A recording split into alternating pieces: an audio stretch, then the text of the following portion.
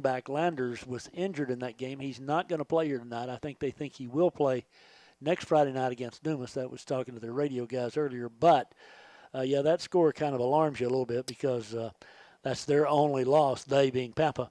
And we're here on the Harvesters' home field, and they can chunk the football. Studebaker, their quarterback, he can throw the football. Yeah, he's put up some big numbers this year so far. I think I saw he's thrown for over 1,800 yards already. Wow. Like you said, I do think we have our work cut out for us tonight, but that's why you play the game, and they're not played on paper, so hopefully we can come in here and shock these guys. All right, Whiteface is in the locker room along with the Harvesters. We're going to take a 60-second timeout, and we'll be back here in Pampa in 1 minute. Whiteface football. Follow all the Whiteface action on KPAN, AM, FM, and online or on your mobile device at kpanradio.com. I don't know.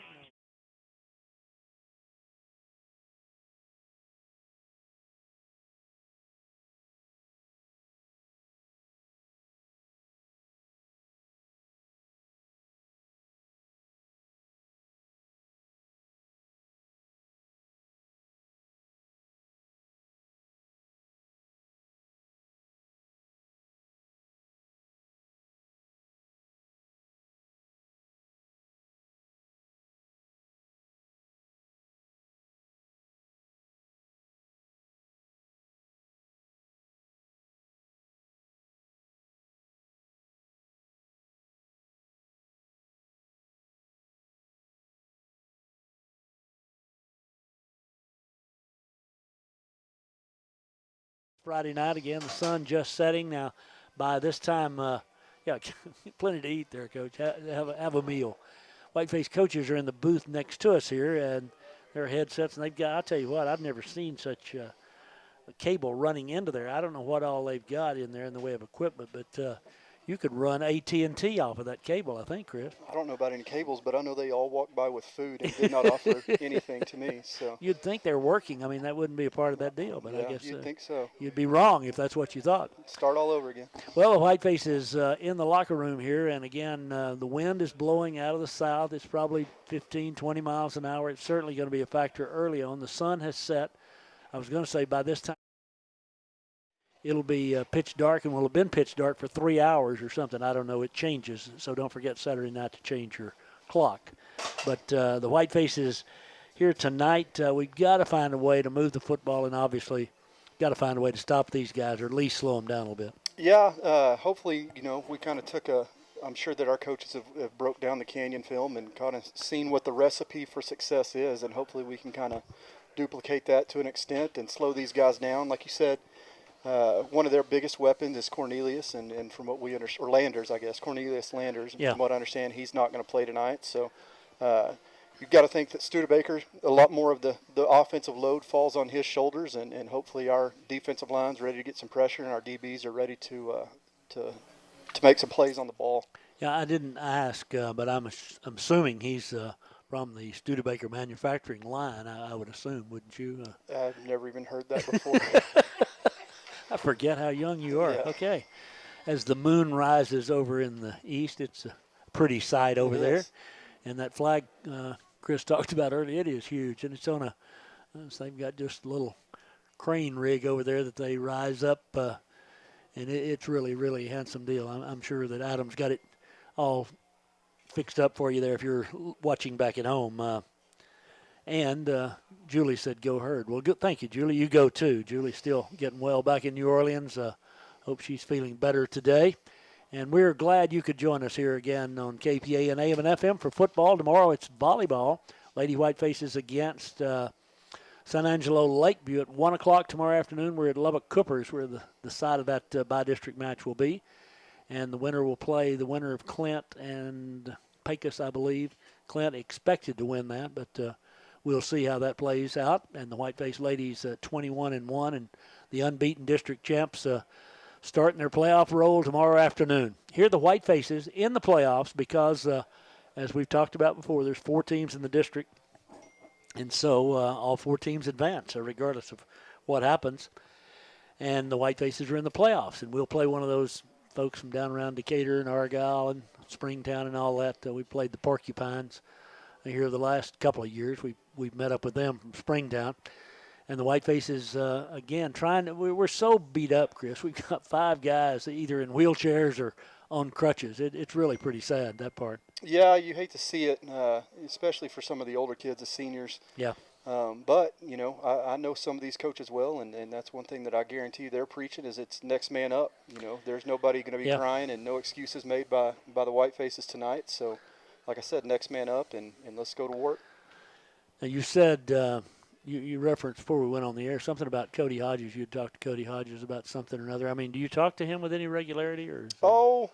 Not near as much as we used to, whenever I think we have what? For each of you had 12 kids? Yeah, I was going to say there's about 37 kids between the two of us, and that keeps us pretty busy. But I talk to him and Slade both from time to time, and it's one of those deals that's the good thing about those guys is I can go a month or two without talking to them, and then, it's like haven't missed a day. So. Yep, I've got some buddies like that from long ago back in Mount Pleasant High School that well, actually, we were down there were 4 of us, and one passed away this past year, and another one has unfortunately Alzheimer's. So I guess there's 2 of us left, but been friends since we were 6 years old, and that's a lot of pleasant memories. Absolutely. I know you got that with those guys. Absolutely. The Whitefaces here tonight again without Noah Brown. He's ill, and I don't think suited out. I looked a while ago. I see Drew Powell out there from Channel 7 getting some video as this one is, so you can watch the sports news later and see the Whitefaces as they come out on the field out from that south end zone out of that hostile herd run-through that we've got. The Harvesters, they've got a big helmet for them to run through. It's got the face mask and all. It's really clever again. Kind of strange they have the teams running through their little inflatables on the opposite sideline that they'll be on. Yeah. I've never seen that. Well, that's so they cross at midfield and have a fight before the game. Yeah, that's let's get it started early. Kind of the idea here. You get something going. Well, as we move closer to kickoff time, let's take another 60-second break. We're back here in Pampa in 1 minute.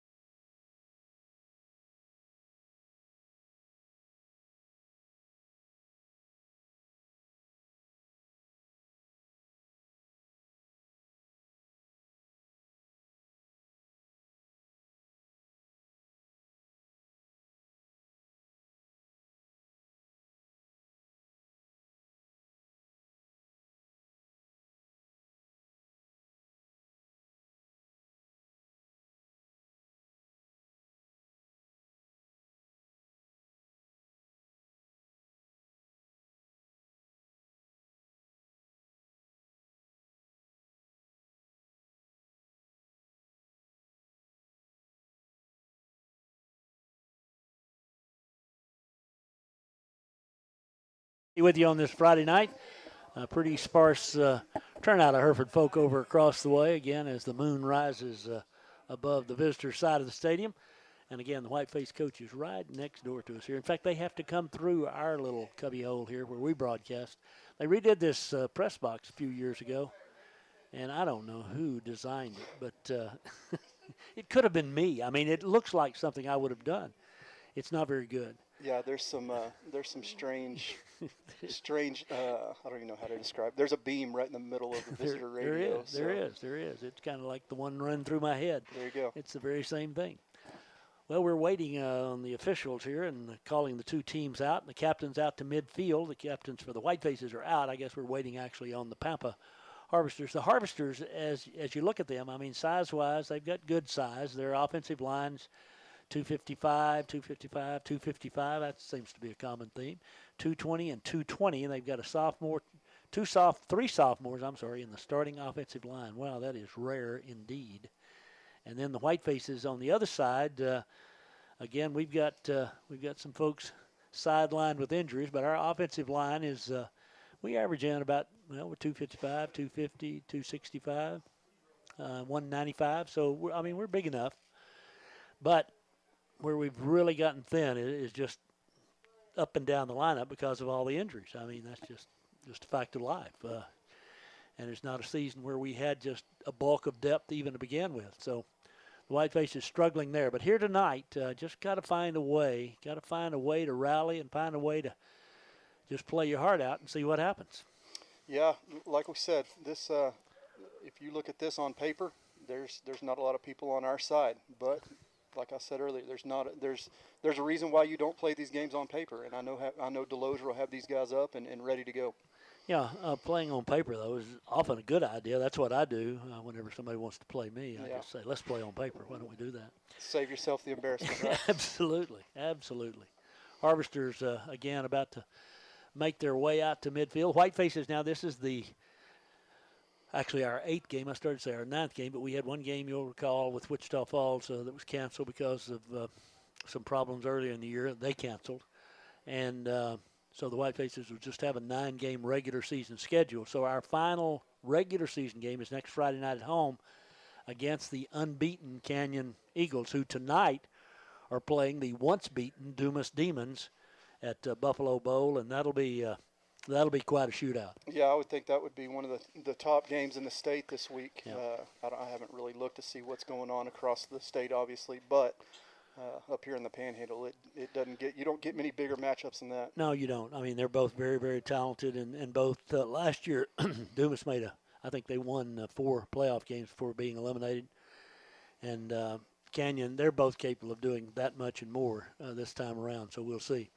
Captain for the Whitefaces, Oscar Guerra, is out there with the captain for the Harvesters.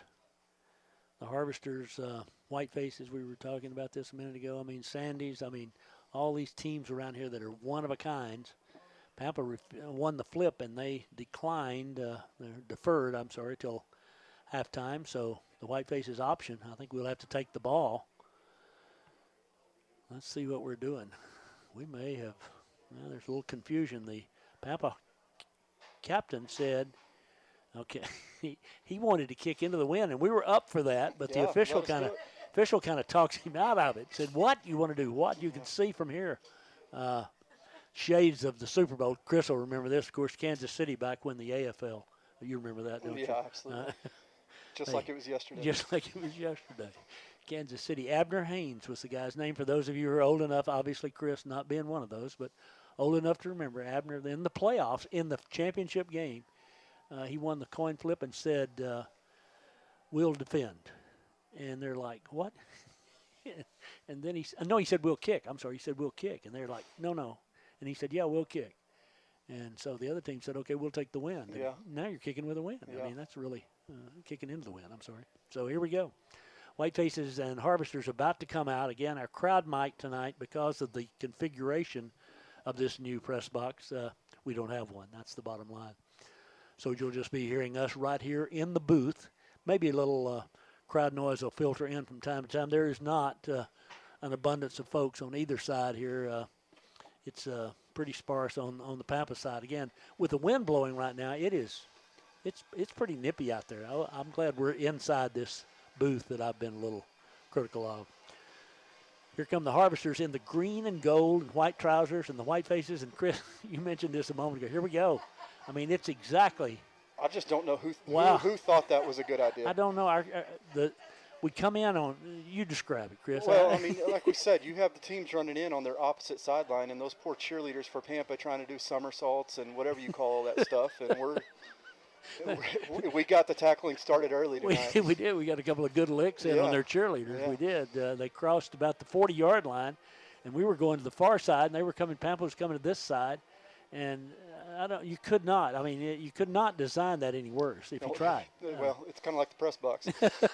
Very similar.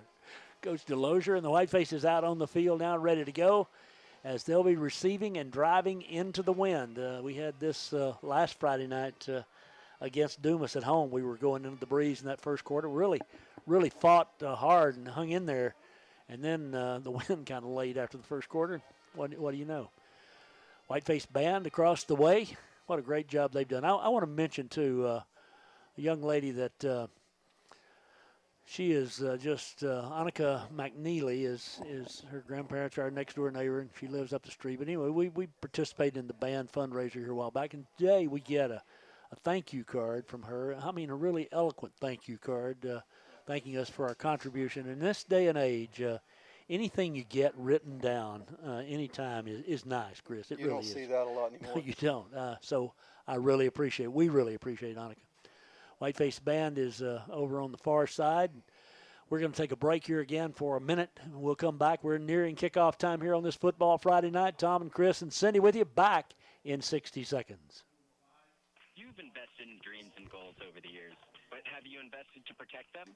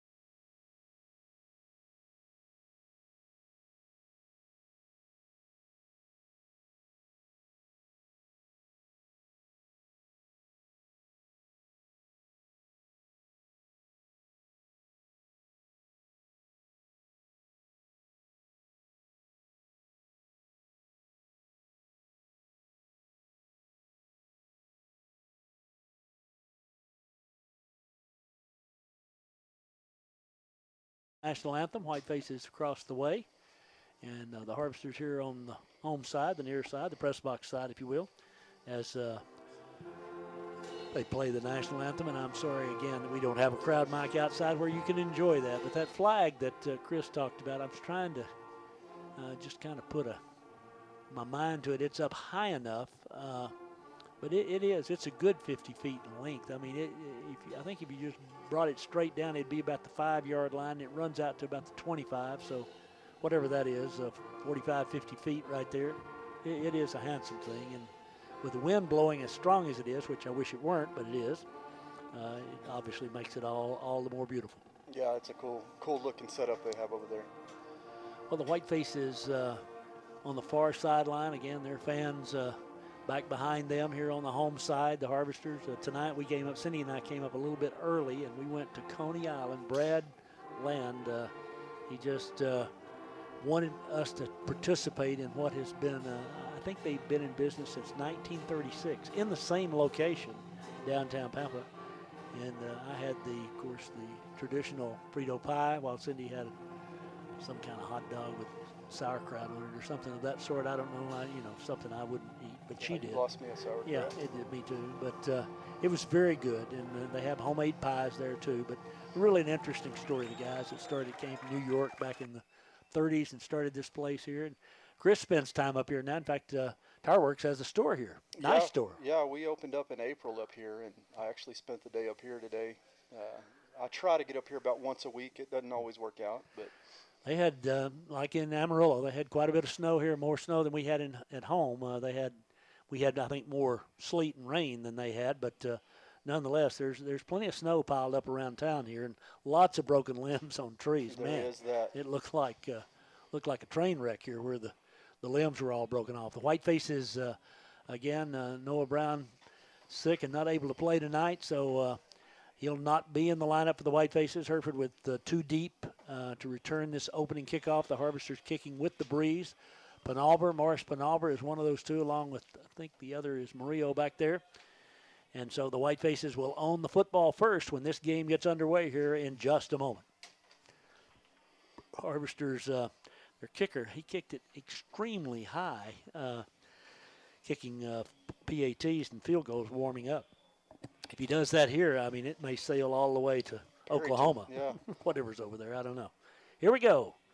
Kick is underway. It is high, it is deep, and he does sail it back to the 5. We pick it up there. 10-yard line running to the left, out to the 15, 20. Bouncing to the outside, that is Duque. Actually, I said it was Murillo. It was Duque. Returned it out to about the 22, 1st and 10 for the Whitefaces. Yeah, good kick there. He kicked it really deep. I thought he was going to get in the end zone. Yeah, I did too. Duque fielded it perfectly and had a pretty good little return on it. Harvesters have a couple of guys. They've got a guy, and I'm not, this is just a fact. I mean, I'm not making this up or anything. I'm not casting any aspersions. They've got a young man in the program who's listed at 470 pounds, a 6'3" senior, 470.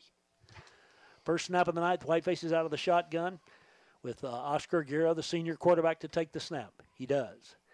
Hands it off the left side, and not much doing. In fact, not anything doing at all. We get back to the line of scrimmage, nothing more as the Whitefaces are driven back. It'll be 2nd down and 10.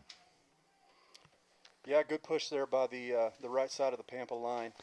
Hopefully we can kind of start to create some seams there and get through. But nothing happening there. Lopez got a yard. It'll be 2nd down and 9. The wide side is to the right as the moon rises in the east, and the Whitefaces face a 2nd and 9 into the breeze. Opening series of the night. Shotgun formation, 2 tight ends.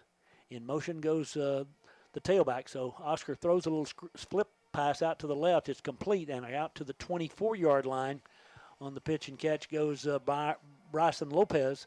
It'll be 3rd down and 6. Yeah, quick little screen out there. It looked like it was set up nicely, but Pampa really rallied to the ball. It looked like there was about 5 or 6 guys out there to make the play. They did. Again, they're into the wind. I think anybody, they're surely not very respectful of any kind of deep throws or anything of that sort. Yeah.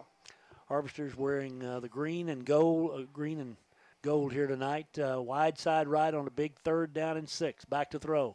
Looking. Here comes the pressure. He escapes out of there. Got one man to beat. He's to the 25, 30, 35, 40. And still on his feet at the 40-yard line is Oscar Guerra. He takes the pile to the 45. What a run by Guerra. 1st down, Whitefaces. Yeah, lots of toughness there. Drop back to pass. Kind of just broke down, but he was able to step up in the pocket and kind of bust through a seam and made a great run there. And once they thought he was stopped, he got another 3 or 4 yards there. Just a tough run by Guerra. They had one man there that could have tackled him short of the 1st down, didn't get her done. Whitefaces split Cassius out to the left side. They've got 3 wide outs in this 2-back formation on 1st down. Little crisscross action. Give it to Lopez. Left side, he's hitting the backfield, struggles forward maybe a yard.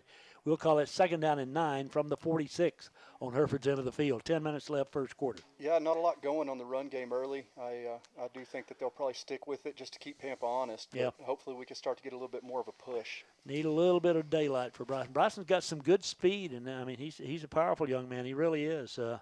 But again, he's going up against nose tackles 355 for the Harvesters. Wide side of the right on 2nd and 9. Oscar to throw. Underneath, it's complete, but not much doing. Maybe a 3-yard gain, a 2-yard gain, honestly. As the tackle made on the far side over there, the receiver that time was Hudson Wood. Oh, was it Wood? Okay. I think it was. Good little hitch route by Wood. I'll tell you what, I believe it was Bryson Lopez with a great block to pick up the blitz that gave Guerra a little extra time and was able to get a good ball out there. Whitefaces offensive line here on the near side. Zechariah Leal at one of the tackle positions for the Whitefaces. And the Whitefaces now with a 3rd and 7. Got it running the last time. Let's see what we can do this time. Wide side right, 2 to the right, 2 to the left. Back to throw. Here comes the rush. Steps up. Escapes. Looking. Long over the middle. Got a man there. It is incomplete. And, what a lick. Right off the fingertips of the intended receiver. I think it was Lopez who'd split out of the backfield. Down the field, down around the 15 men. That would have been a huge play, but it's incomplete, and we got a punt. It was an impressive play by Guerra just to step up and avoid the pressure and really threw a great ball. It just it was a great hit by the DB there from Pampa and just knocked it loose. The NFL, that would have been a 15-yard penalty. And a fine. It would. 4th down and 7, kicking into the wind now the Whitefaces. Here's the punt away by Duque. It hits at the 35, bounces to the 25, down to the 20. Going to roll to the 19. Nice job, Jose Duque. Absolutely. Pampa takes over there on 19 for the first possession of the night. No score. 8:41 left first period. But we got a 1st down and used a little clock right there. Yeah, it was not a bad start, especially going into this wind. Absolutely. And to be honest with you, it was a great play on the 3rd and long there. Just a better play by their DB to break the ball loose. But a good punt there also in the wind. Yeah, great punt by Duque it was. Kept it low. Whitefaces now single coverage out here on the outside. Harvester Studebaker on the 1st down snap. Hereford with Altman out there on the defensive front, along with long count and I think procedure was it? It's got to be on them. Yeah, procedure on them. Juan Nava at one of the tackle positions for the Whitefaces.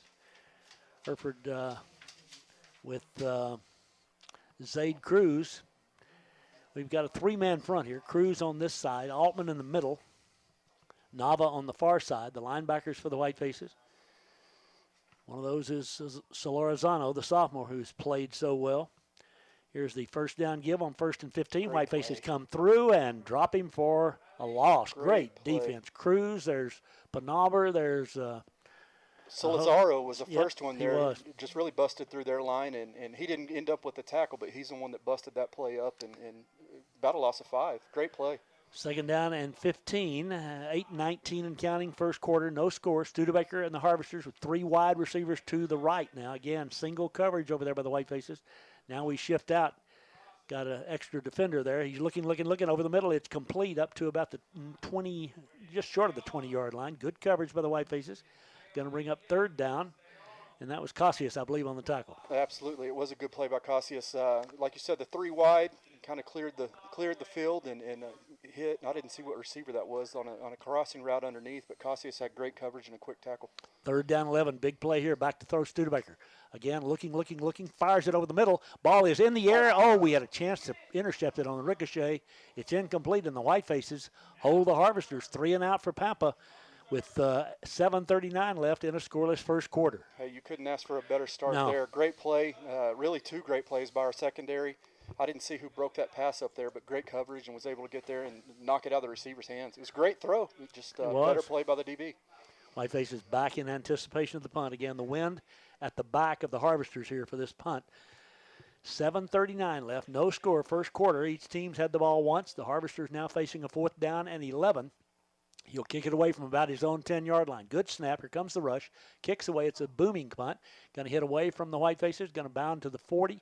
And then roll out of bounds about the 41 on Hereford's end of the field. Not bad field position for the Whitefaces for their second possession of the night. Good job defensively, and now the offensive unit back out there. 7:31, we've eaten up 5.5 minutes of this end of the wind, and I'm telling you, the end of the wind part is pretty impactful. Yeah, I was really, to be honest with you, I was expecting a better punt there with the wind the way it is. But good starting field position, and what a series by the Whiteface D to get started 3 and out and get us back on the field. Landis, the tight end here on the near side. Hudson Wood split out. We've got 2 tight ends on this first down play. Give it. Pitch it back. It's the old flea flicker, and now here comes the pressure, and they sack him back at the 31. Boy, the Harvesters, big loss, 10-yard loss. We ran the flea flicker, handed it off, pitched it back to the quarterback. Nobody was fooled. Yeah, it looked like they were trying to hit Wood down this close sideline here, but I'm just not able to hold the defensive line off long enough, and a big loss there. 10-yard loss, second down and 20 for the Whitefaces now. 7:05 remaining in a scoreless first quarter. Whitefaces bring the play on the far sideline. That's Pampa who brings it in. Morris, a junior, 155-pounder. He splits out to the top along with Cassius. Whitefaces 3 receivers. Landis, the tight end here on the near side, has been a favorite target of late of Oscar. 2nd and 20. Oscar's just going to keep it. Run the sweep to the left side. Gets to the corner. They catch him from the backside and hit him. Oh, my goodness. And a flag goes down. The Whitefaces is going to get a hold to boot. So it's either going to be 3rd down and 20, or they can take the penalty and push us back another 10 yards, make it 2nd down and 30. Holding against Hereford. Let's see. Harvesters with the win. They may be going to take it. 3rd and 20. Wow, they are going to take it. That shocks me a little bit. I mean, going to make it 2nd down and 30, but it is an extra down in there. And let's see what the Whitefaces can do. But, man, we've had a couple of bad plays here. Yeah, they look like we blocked it well up front. It looked like there was I don't know that linebacker's name, but he made a good play coming. It looked like he was on a blitz. Yep. He just was able to cut through and disrupt it. Caught him from the backside, and so now for the Whitefaces, it is 2nd down to Country Mile with 6:23 left first quarter. 3 receivers to the left, 1 to the right. Oscar in the gun, back to throw, 4-man rush. He steps up, he's in trouble. He's going to be hit and dropped back at the 16-yard line, another 5-yard loss. It'll be 3rd down. If it was a Country Mile, it's a Country Mile and a half now. It is that. We had a big 55 there, the 355-pound defensive tackle, wreaking havoc on the interior of the line there. And if we're gonna be able to throw the ball into this wind, we're gonna have to protect Garib a little bit better than that. Yeah. The last 3 times, really, he's had absolutely no time as the Harvesters just come after him. Now with 5:45 left, this year we just got to get a play off and then punt it away and hope to get them a little bit backed up. 3rd down and 35 for the first down. Wide side to the left. Back to throw. 4-man rush. runs a screen, flips it out here. It's Set up. complete to the 25, out to the 30, and run out of bounds. But that was a good play right really there was. to Lopez. Set up perfect. Yep, got him out to the 31. Well short, obviously, of the first down, but a little better position for Duque to punt from. Absolutely. With the way that we had the 2 sacks and the penalty, they were on the verge of definitely flipping the field. But Yeah. a great screen pass there to get us some breathing room and hopefully another great punt here. Duque kicking into the win. Again, 5:25 left in the first quarter. We went out of bounds there, so that stopped the clock at the end of that play. Single safety back for the Harvesters. 4th down and 21. Here's the snap. Kicks away. It's a beauty. High into the wind. Going to hit at the 40. Bounce down to the 35. Down to the 33. Another great job. Jose Duque down to the 32. That's a great punt. Looking at the big flag across the way, it's definitely not dying down at this point. It looks like it's stiffened up some, and that's 2 great punts into the wind. Boy, Ramirez down that thing right here, and the Whitefaces come back out defensively now trying to, again, stop the Harvesters. A 36-yard punt into the wind with no return. That's just beautiful. It really is. All right, Harvesters with the football. No score. Just past the midway point of the first quarter. Studebaker, the quarterback. He's got 3 wideouts and a running back here on the first down snap. 3-man front for the Whitefaces. He throws a little screen out here to the near side. Got a blocker. He's 35-40. And out to the 45, first down as brought down by Ramirez, but not before he had picked up first down yardage. Yeah, just another little quick screen out to the left, and it was blocked really well. Able to bust out there and get about a 12-yard gain. Gonzalez and Zevin Gonzalez and Cassius, the 2 safeties for the Whitefaces. First down play now. Going to throw again. Swings it out to the right side. In the open field, we missed 1 tackle, but get him about the midfield stripe, maybe the 49, about a 7-yard gain. That's Penalber in on the tackle over there for the Whitefaces, but it's 2nd down and 3. Yeah, Duque back there made a great play, missed the tackle, but was able to slow him down enough to where the rest of the defense was able to converge and get him down. Rangel and Solarizano, the linebackers. Oops, Whitefaces offside. Did they get back? I think they did. Going to throw the home run ball. Got a man out there. He is open down at the 10, 5, and down at the 2-yard line. Studebaker put it right on the money. Hudson Wood with a touchdown saving tackle, but the Harvesters now hustle to the line of scrimmage with 4:24 left in the quarter.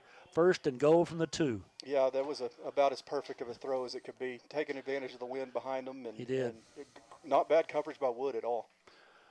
4:19 left in the period. 1st and goal for the Harvesters. Studebaker takes the snap, wants to throw again, throws a slant. It's into the end zone, complete for the touchdown. The Harvesters lead at 6-0 with 4:12 left in the first quarter. Wow, he rifled that thing. I'm telling you, that was a rope. He has the arm. He does indeed, he being Studebaker. And it's 6-0 Harvesters. 4:12 left in the first quarter of play. And the Whitefaces will get it back, but again, still going into the breeze here for another 4 minutes and 12 seconds of this quarter. The Harvesters try to tack on the point after here. After that touchdown drive set up really by the long pass down to the 2-yard line. Harvesters soccer-style kicker. Is there any other kind? Here's the snap. The kick is down and up. It's far enough. It's good enough. 7-0 Pampa. We're back in 1 minute. Who caught the long pass, baby?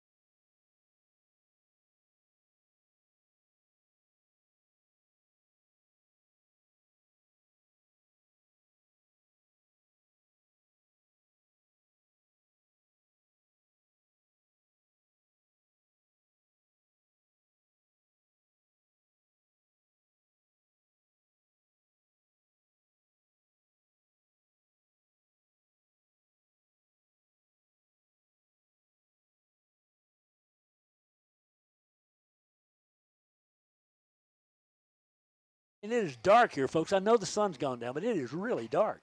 Here's the kick. It is high and deep, and it's into and out the backside of the end zone. We'll start from the 25. Jose Duque wisely let that one sail. 7-0 Harvesters, 4:12 left first quarter. Well, Studebaker showed he can throw the football. He definitely can, and like I mentioned earlier, that flag is about as stiff as It's it can ripping. be right It is. now. It is. And he definitely took advantage of that. And I don't know how far he threw that ball, but it was a great throw. Definitely helped by the wind. Yeah, right in stride. I mean, he just put the big old arc on that sucker, and the Harvesters, one play later, are in the end zone. Hereford out over the football quickly now. Whitefaces with Jacob Tapia at center here tonight. Again, last week, Palomares got hurt. We've had so many. First down, give Lopez off the left side. He's hitting the backfield. He'll not get back to the line of scrimmage. They're getting such penetration up front that we just can't get going. They're really active. Watching them there, I mean, I've noticed a couple times, a couple stunts, and I don't know if we're just confused right now, but they are definitely winning the battle up front at this point. We got to get that changed. Second down and 12, 3:52 and counting. First quarter, Hereford down 7-0. We go 5 wide outs now. It's Oscar's alone in the backfield on this second down and a dozen. They've been rushing forward and getting pressure on him. Let's see what they do here. He looks over the defense. Long count now. Back to throw. Here comes the rush. Throws it out here. Oh, it's overthrown. He was again rushed. I mean, he just doesn't have time to breathe. Quite honestly. Coming off the end there. Left defensive end, I don't know his name, but he just beat the tackle just a little quicker off the ball, and unfortunately Guerra had him right in his face as he tried to get that out here. So it is now third down and 12, 3:31 left in the quarter. Hereford with a first down in this quarter that came on a run on a third down play on their first possession of the night, but now the Whitefaces in need of a dozen. Landis comes to the near side along with Wood. We've got 4 wide outs. Wide side is the right. Probably going to sprint him out here and give him some. Nope, straight back. Oh, here they come. He steps away momentarily, throws it for all he's worth, but just kind of threw it away again. Everybody was covered. Again, Oscar running for his life. It is fourth down and punt time for the Whitefaces. I think we tried to set up a screen there, maybe the biggest deal with all the pressure, but they played it well. Now, Oscar just having, that time he sprinted left, and as he was sprinting, you could tell there was just absolutely nowhere to go with it. And so he threw it out of bounds, and now Duque punts into the wind again. Harvester's going to get great field position, leading 7-0. Snaps low, but he controls it, hits the kick. It's a low-line drive. Again, a good punt, hits up near midfield. This one just kind of hops out of bounds. Hudson Woods there to escort it out, but it is a 1st and 10 at midfield for the Harvesters, leading 7-0. And they come out with a little spring in their step for some strange reason. Yeah, ready to get back out there, you can definitely tell. I'd like to see us sustain an offensive drive there a little bit more and give our defense a little bit of a break. But, again, another great punt by Duque, and won't show a lot in the stat sheet, but 3 great punts. All right, wide side left, 1st and 10 from midfield. Back to throw, Studebaker. He's going to throw the home run ball, but we got him covered. Throws underneath. Pass is complete inside the 35-yard, right at the 35-yard line, 36 on Hereford's end of the field. Tackle made by Gavin Urbanczyk, but it's another Harvester first down. Yeah, Studebaker had plenty of time. Sat there, was really comfortable in the pocket and able to find somebody out there in front of Urbanczyk. And, again, Urbanczyk didn't have bad coverage at all, just a great throw. 1st and 10. Yeah, we're not getting much pressure on it. Now we move. This time we don't get back. Studebaker now with a free play. He throws it deep in the end zone. Oh, they push off. There's no flag there, but the pass is incomplete. But Harvester's receiver gave a little shove as we went down the field there, but it's 5 yards against Hereford. Burnley was the intended receiver. We were offside. That'll move it to the 31-yard line and make it 31-yard line, make it 1st and 5. Again, we're in the waning minutes of the first quarter, and the Harvesters taking advantage on their last possession, and again here of the wind. Studebaker in the shotgun formation has a running back on his left. The wide side of the field is the left. Now he changes the plays. He comes to the line of scrimmage, backs back up, gets ready to take the snap, drops straight back, looking, got all day, runs right. He's going to take off from the backside. Nice play made by the Whitefaces there. That was Perez who stopped him for a yard loss. It was a great play by Perez. He really had great containment on the left side of the line, and Studebaker tried to step up, and Perez came off his block and was able to get him from behind. Great play. And had he not, he had a long ways to go. He would have run for a week. 2nd down and 6. Now there was a penalty on 1st down, so that was a 1-yard loss. Here's the fake. Little screen pass to the near side, complete. A nice hit by Panaver, but he breaks the tackle and gets near the 1st down yardage. Do the Harvesters. Let's see where they got him down, about right on the line of scrimmage. That was the 2nd down play. So this will be third down upcoming. I think that was for the Harvesters. That was Murak on the reception. Great play by Penalver there. He just Yeah. the receiver was able to make a better play and bounce off. Just a missed tackle, but great coverage. He is short of the first down. Third down, we'll call it about 1.5 feet for the Harvesters. 2:04 left in the first quarter. Harvesters leading 7-0. Quarterback keeps it right side. Studebaker across the line of scrimmage to the 20, to the 15, to the 10, to the 5. Studebaker will score. He ran right, cut back left, and just like that, it's 13-0 Harvesters with 1:52 left in the first quarter. Tom, I don't know what's going on. That was not Studebaker. That was number 7. Oh, was? Okay, I'm sorry. Yeah, I don't know if that's some kind of wildcat formation they have going or what the deal was. That's their junior quarterback, Sam Angelano, who ran that one in on the keeper on third down, and he showed pretty good speed, 26-yard Yeah, I'm starting run. to think there's a reason he was in there Yeah, to run that. I think there may be. 1:52 left in the quarter as they try to make it 14-0 Harvesters. Snap's good. The kick's down and up. It's far enough. It is true. 14-0 Pampa back in 60 seconds. Some test.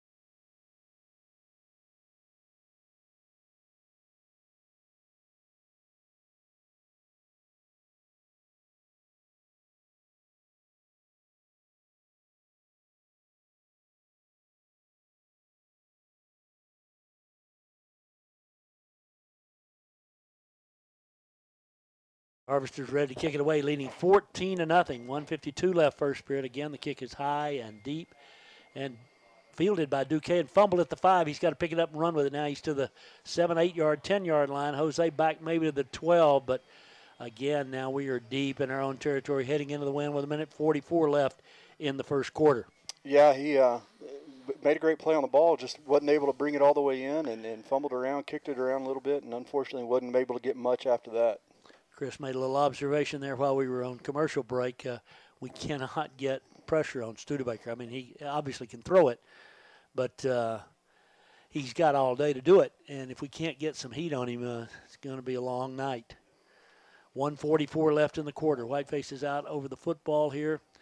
Start at their own 12-yard line. Again into the breeze. Leal here on the near side. Whoops. Good night.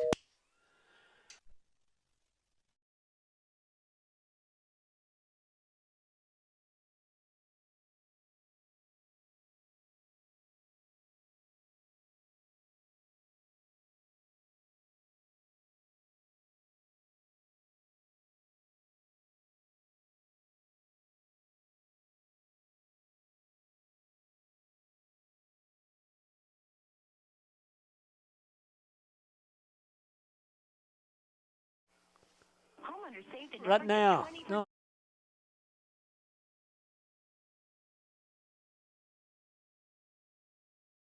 Our apologies for the lost signal there. Is on the first down play,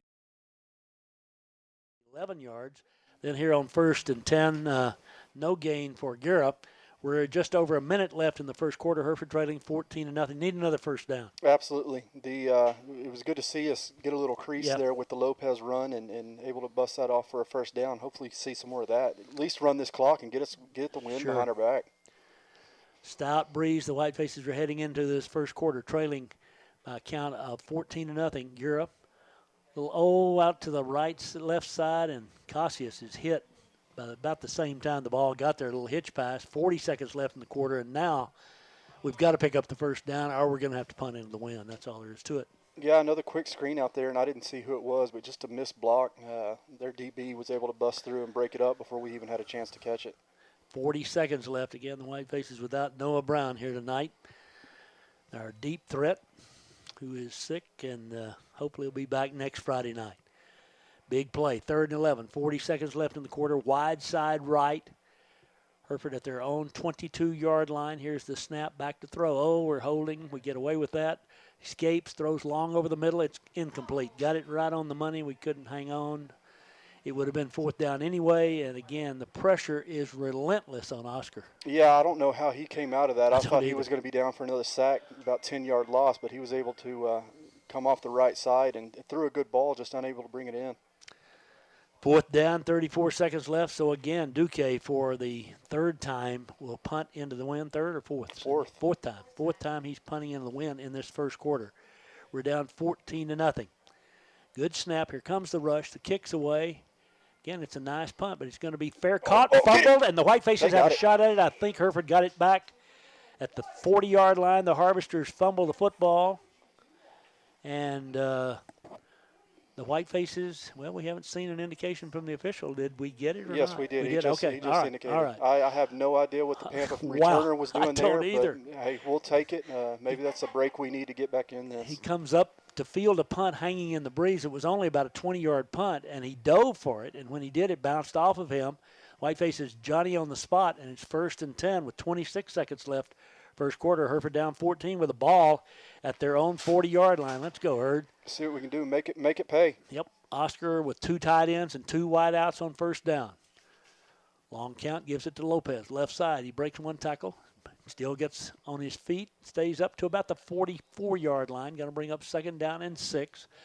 That will be the final play of the first quarter. So we got out of this quarter down 14. It looked like it could be worse. It did. We've actually played it pretty well, Yep. all things considered. End of the quarter, Hereford down 14-0. We are back in 1 minute. Season's 5.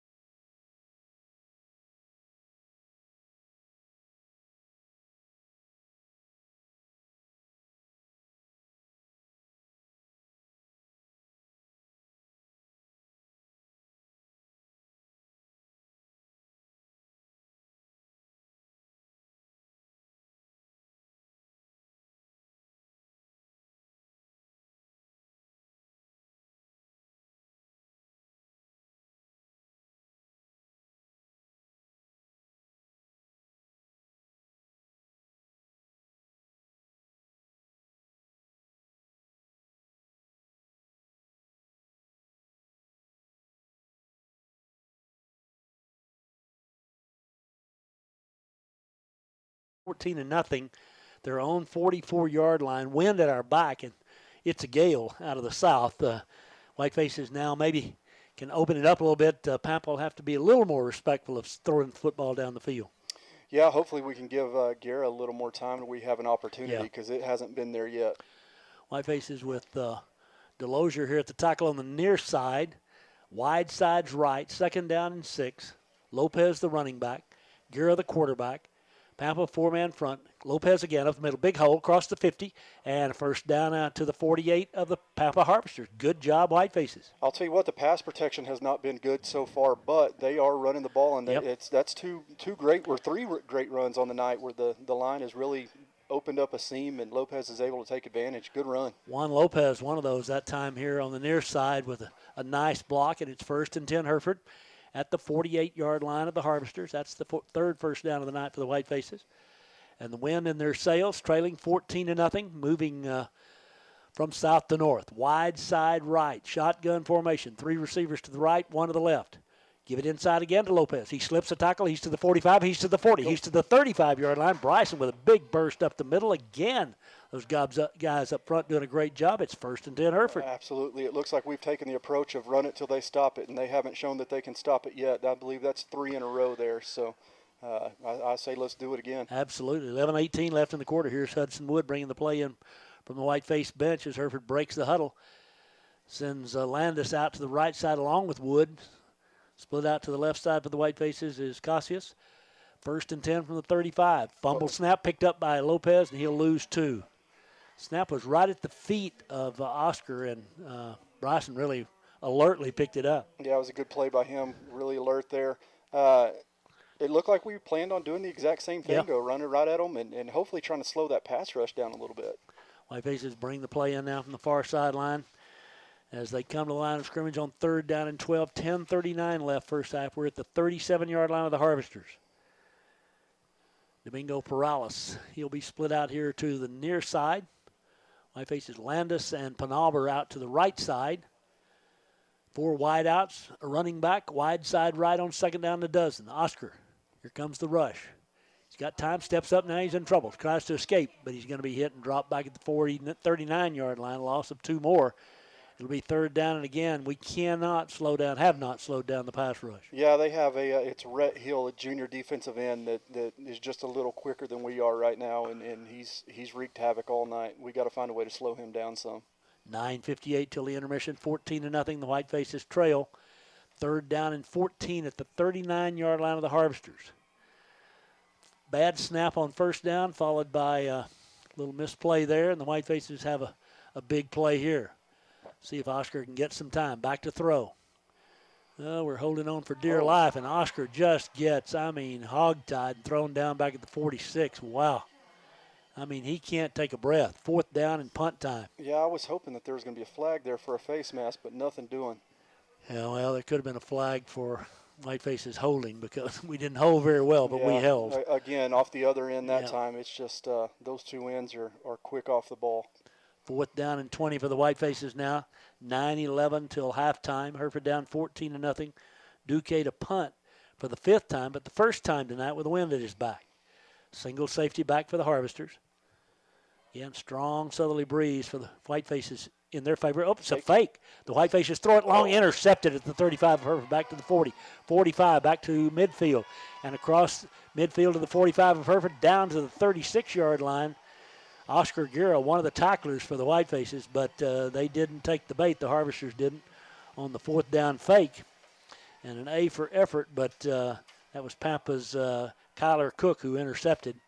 And the Harvesters with great field position. Yeah, he was not fooled there. He played it perfectly, never turned around and saw the ball all the way in. Great play on his part. Yep, from the 41 of Hereford, now the Harvesters have it with a 14-point lead. Again, into the wind for the first snap tonight for them. 8:46 till intermission time. Studebaker with 3 wideouts to the left, 1 to the right, back to throw. Looking, throws inside. Complete to the 35, still on his feet down around the 32, short of the first down. Tackle made, I think that's Ramirez over there. 2nd down, and it is. 2nd down and 1. Again, he's that's the story of the game so far, Tom. He's been able to sit back there as long as he wants and pick and choose where he wants to go, and we just haven't been able to do anything as far as getting a pass protected. 2nd and 1. That was Zevin Gonzalez, the sophomore, on the tackle. Wide side right, 2nd and 1. Here's the fake. Rolling right. Studebaker looking to throw. Looking. Now he's going to tuck it. He's going to turn up the field, and he'll get close to the first down. Boy, he's upended. Good hit out of bounds there. Knock him out of bounds. That was Penalver coming in there. That was a great hit on the sideline. That was actually one of the first times that we've put a little pressure on him and flushed him out. And he's definitely not as athletic as Guerra. He doesn't move as quick, so hopefully we can do that a little bit more. But he does get the first down to the 31-yard line on Hereford's end of the field. 1st and 10 Harvesters. Clock showing 8:10 till intermission. Pampa up 14-0, wide side left. 4 wideouts for the Harvesters here on the first down play. Give it to the tailback running left side. He's inside the 30, down to the 25, still on his feet around the 24-yard line. Finally knocked down over there by Altman. He got an assist from Gonzalez, but it's an 8-yard pickup on the first down carry. Yeah, I saw Rangel, the outside linebacker on that other side, looked like he was in position to make a play, but a great play by their running back to cut it back inside and avoid him and got a good run. 2nd down and 2. 7:46 till halftime. Wide side right. Harvesters up 2 touchdowns, trying to take advantage of the intercept on the fake punt. The Whitefaces tried to pull off a moment ago. Studebaker back to throw, has time. Underneath, complete, 20. Drug down, nice tackle. That's, again, Zevin Gonzalez, a sophomore, but it's a gain to the 21-yard line, and it's a Harvester first down. Yeah, great play there by Gonzalez. Studebaker able to hit his receiver on a crossing route, and Gonzalez was able to bring him down immediately. Unfortunately, not before the first down, but great play. 1st and 10, 21-yard line of Hereford. 7:18 clock running here in the first quarter. Harvesters, senior quarterback. Studebaker now has 2 running backs this time, one on either side of him. He calls them down at the line of scrimmage. 3 wideouts on the first down play. Going to give it again on the left side sweep, and he's to the 15, to the 10, cuts back at the 5, and going into the far corner of the end zone. Touchdown Harvesters. They lead it 20-0 now. Ran it off the left side.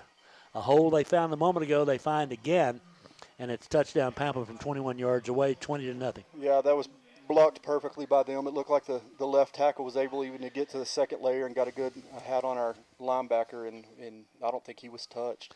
6:57 left in the half. The Harvesters on top, 20-0. Jordan Lacey, the junior running back, with the tackle. With the touchdown, I beg your pardon. They try to kick the extra point now. Good snap, good kick. It's up, it's far enough, it's true. 21-0 Pampa, back in 1 minute.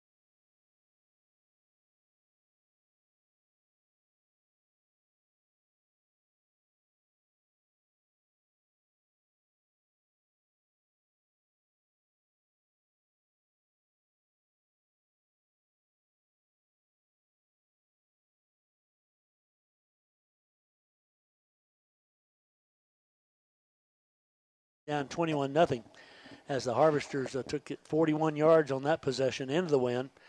21-yard run by Lacey for the touchdown as Pampa gets ready to kick it away. Little pooch kick into the breeze. Whitefaces field at the 25-yard line. Back to the 30. That's Rodriguez on the return, maybe the 31-yard line. 1st and 10 Hereford from their own 31 with 6:51 remaining in the half. Yeah, not able to get much there into the wind, obviously, and a good play by Rodriguez to come up and catch it and get a decent little return. You know, one of those pooch kind of kicks that sometimes people fair catch, but Slade was able to corral it and head back up the field. And kicking it into the wind, that thing was in the air a long time. It was. Whitefaces with the breeze and the football here, down 21-0. As Hereford's offensive line back out, Omar Sanchez, 265-pound junior at the tackle here on the near side. 1st and 10, shotgun formation, 3 wideouts to the right, 1 to the left for Oscar Guerra. Oscar fakes it, keeps it, runs right. Oscar, oh my goodness, he gets hit. He got about 3 yards, 2 yards maybe. He took a lick. Yeah, a little zone read there that he read the end and kept the ball. And I'll tell you what, he is not a big guy, but he is tough. He is, because that was a big hit, and he just jumped right up. He did. That was the linebacker Kyler Cook who nailed him. Cook was the one who intercepted that pass on the 4th down fake punt a moment ago for the Whitefaces. Whitefaces have a player shaken up on the far side, and we may take a timeout here. I'm not sure. It's going to be 1st down or 2nd down and 9 for the Whitefaces. I don't know who is the injured player. Whoever it is. Yep. Whitefaces, while all that was going on, Hereford's Isaac Moreno, sophomore lineman, went over to the far sideline to get a little equipment check. 2nd down and 9, Hereford now. We're in the second quarter. The Whitefaces trail 21-0. And Jacob Tapia was the player who was shaken up, so that puts us in our 3rd rotation in the center here, if you will. Shotgun formation, wide side, well, actually between the hash marks here, just right in the middle of the field. It's low snap, but we got it. Hitch pass, overthrown. And again, that was intended for Pinal. But part of the reason that's overthrown, folks, I mean, he hadn't got, it's like snap it, throw it. Yeah, he actually, I think, had a little bit of time there, yeah, but I think he's so used to having to get rid of it so quick that he rushed it and just overthrew it. 3rd down and 9 now for the Whitefaces at their own 32-yard line. 6:15 left first half, 21-0 the Harvesters lead. The Whitefaces send 3 receivers out to the right, and out here to the left side is Devin Cassius. Throwing situation, 4-man front for the Harvesters. They've been able to get pressure with 4. And this time it's a quarterback draw. He's to the 35 to the 40. Oscar cuts back at the 45, 47, lowers his shoulder and gets what he can. And then gets oh, my goodness, Kyler Cook gets up, Why there's no flag there is beyond my recognition, but 1st and 10 Hereford. Great job, Oscar. Absolutely. Little quarterback draw there. Great call. Kind of taking advantage of the aggressive pass rush and was able to come off the left side and had a great run. And, again, I have no idea why there wasn't a flag thrown there. I don't either. Again, in the NFL, he'd have been ejected Yeah. and sent home to his mother. Yeah. 1st and 10 Hereford from their own 47. 5:52 left first half. Wide side right. Pampa up 21-0. Gura in the gun. Takes it. Gives it to Lopez. Lopez right side. Nothing doing. I'm telling you, Bryson just driven back. I mean, we didn't get a soul blocked over there. Loss of 1. 2nd down and 11. Lopez never had a prayer. Yeah, again, just a great push by their defensive line. I'm looking at, they have the big defensive tackle, but other than that, they're not just big, but they're athletic and they move good. They're very, very quick. They really are, and we're not getting many hats on them. 2nd down and 11 from the 46 on Hereford's end of the field. Whitefaces again send 3 receivers out to the right and a lone receiver to the left on the 2nd and 11 play. Here they'll come. The front 4 has been able to just run through us. And Oscar fumbles the snap, picks it up, and now he's in trouble, gets away momentarily, still on his feet at the 40, 42-yard line, 45, 50. What a run, 45 of Pampa, 1st down. Hereford. What a play by Oscar Gura. I'm telling you, that's an all-time highlight run. Yeah, right that one needs to be on ESPN in the Wow. morning. That's a great play. Took a disaster and turned it into an absolutely great run. I'm telling you, he did. He gained 12, and after he was trapped 3 yards deep, he got away again. Cut back, then lowered his shoulder at the end of it. He is so gutsy. He's like I said earlier, he's not the biggest guy out there, but he is tough and he is fun to watch. Toughness-wise, he may be the biggest guy out there. He is that. 3 to the right, 1 to the left. 1st and 10 from the 44 Pampa. 4:43 to the half. Hereford down 21-0. Oscar Gura takes it, drops back, runs the draw again. Left side gets caught from the backside. Man, I'm telling you, a gain of 1. When you can rush, run past us, and come back, that was Boreon, the 255-pounder, who makes the tackle. Yeah, again, I think we're trying to run these draws and screens and stuff, taking advantage of their pass rush, but just a great play there. It was. It was almost like he was past him, and he just turned around and made a tackle from behind. At 255, he catches up from the backside, just cat quick. 2nd down and 9, Hereford, the clock running at 4 away to the first half. Whitefaces now send Landis and Wood out to the right side. Hereford with Perales split on the left side and Duque in the slot. 2nd and 11. Low snap, but he's got it. Here comes the rush. We pick him up. He steps up. He gets hit. He gets away. Scrambling right. Looking. Throws it long. Fires it. And it's tipped and caught by Landis at the 21-yard line. What a play. What a job by Landis to stay with it. And a great job again by Gura. He's out of breath at the end of it. He took another shot. Yeah, he was slow to get up there. Makes me a little nervous, but he's up and back. And again, just an absolutely unbelievable play by him. Taking something from absolutely nothing and a great play. We need to capitalize here and get some points. 1st and 10, Hereford from the 22-yard line of the Harvesters. Clock stopped at 3:43 of the first half. Whitefaces break the huddle. Oscar Gura, got to feel like, he's in a war. He is that. 1st and 10, wide side left, 2 tight ends. Give it to Bryson. He runs right up the middle, runs into a Cook, the linebacker, and gets inside the 20, maybe about the 19, a gain of a couple, make it 2nd down and 8. Yeah, tough run there by him. Again, lowered his shoulder, and he got the best of the linebacker there, knocked him on his back, and was able to get a little bit there. 35 yards for Lopez in the first half rushing. 22 for Gura, but Gura's got some negative yards in there that take away from what he's really done rushing the football. 3:18 till the intermission. Whitefaces at the 19-yard line of Pampa. Play comes in late from the Whiteface bench. 2nd down, 8. Wide side left. 3 receivers, 2 to the left, 2 to the right this time. Lopez, the running back. Oscar takes it. Here comes the extra man. He's got time, though. He steps away now. He's in trouble. He's hit. A flag is down on the far side of the field. Oscar's down back at the 29.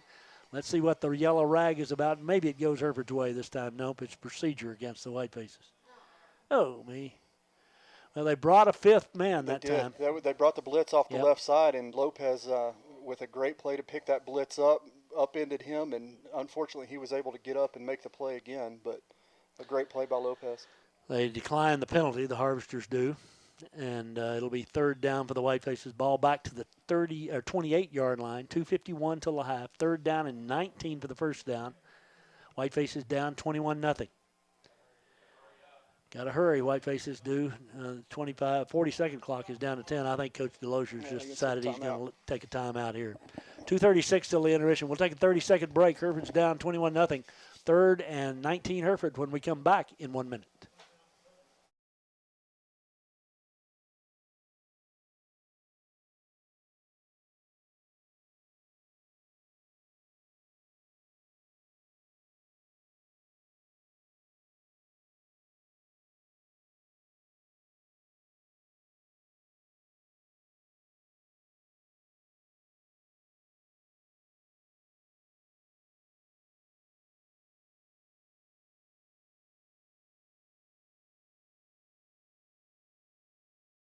Cindy, Whitefaces with a third down 16. Scoreboard showed 19 a moment ago. It's just 16. Not just 16, but it's 16. And the Whitefaces trying to get on the board again. Wind at their back. Had a couple of misfires here. It's just hard to do anything consistently, Chris. Yeah, I don't want to say we're shooting ourselves in the foot because it's just not the case. It's their pressure that they're getting on Guerra is just relentless. It is. And even when the pressure is not there, I think he's so affected by it that he's rushing throws, and we got to find a way to slow their pass rush down a little bit. And I like the game plan, or whoever's calling the plays over there. The draws and the screens seem to be working well. Just unfortunately, when we drop back and try to make a big play, there's just not the time right now. Here we go, third and 16. He's going to be alone in the backfield here. Four-man front for the Harvesters. They brought a blitzer the last time for the first time of the night, I think. Here we go on third down. They rush four. He steps up. He throws long. Got a man out there. That's Duque, and it's off his fingertips. Oh, my goodness, what a throw by Oscar Duque. It hit right on the tips of his fingers. He couldn't hang on. It's fourth down and 16. Yeah, wow. It's really the first time we've gotten time to make a play like that. And the throw was great, just unfortunately off the fingertips of Duque there. Great throw. We're going to attempt a field goal here. I'm a little surprised at this. I mean, we got the win. It's 21-0. And Solorzano has been great. Wood is the holder. Whitefaces now will try what will be a 45-yard field goal with 2:30 left in the first half, trailing 21-0. It's on the near hash mark. Jose, just a sophomore. Again, a strong leg. Kick is down and up. It's far enough. It is good. He hit it right through. 45-yard field goal at a flag down. Let's see on the far side. Oh, my goodness. Offside against Pampa. We'll decline that one. Thank you. Whitefaces are on the board. 21-3. Great kick. Pampa leads. We're back in 1 minute.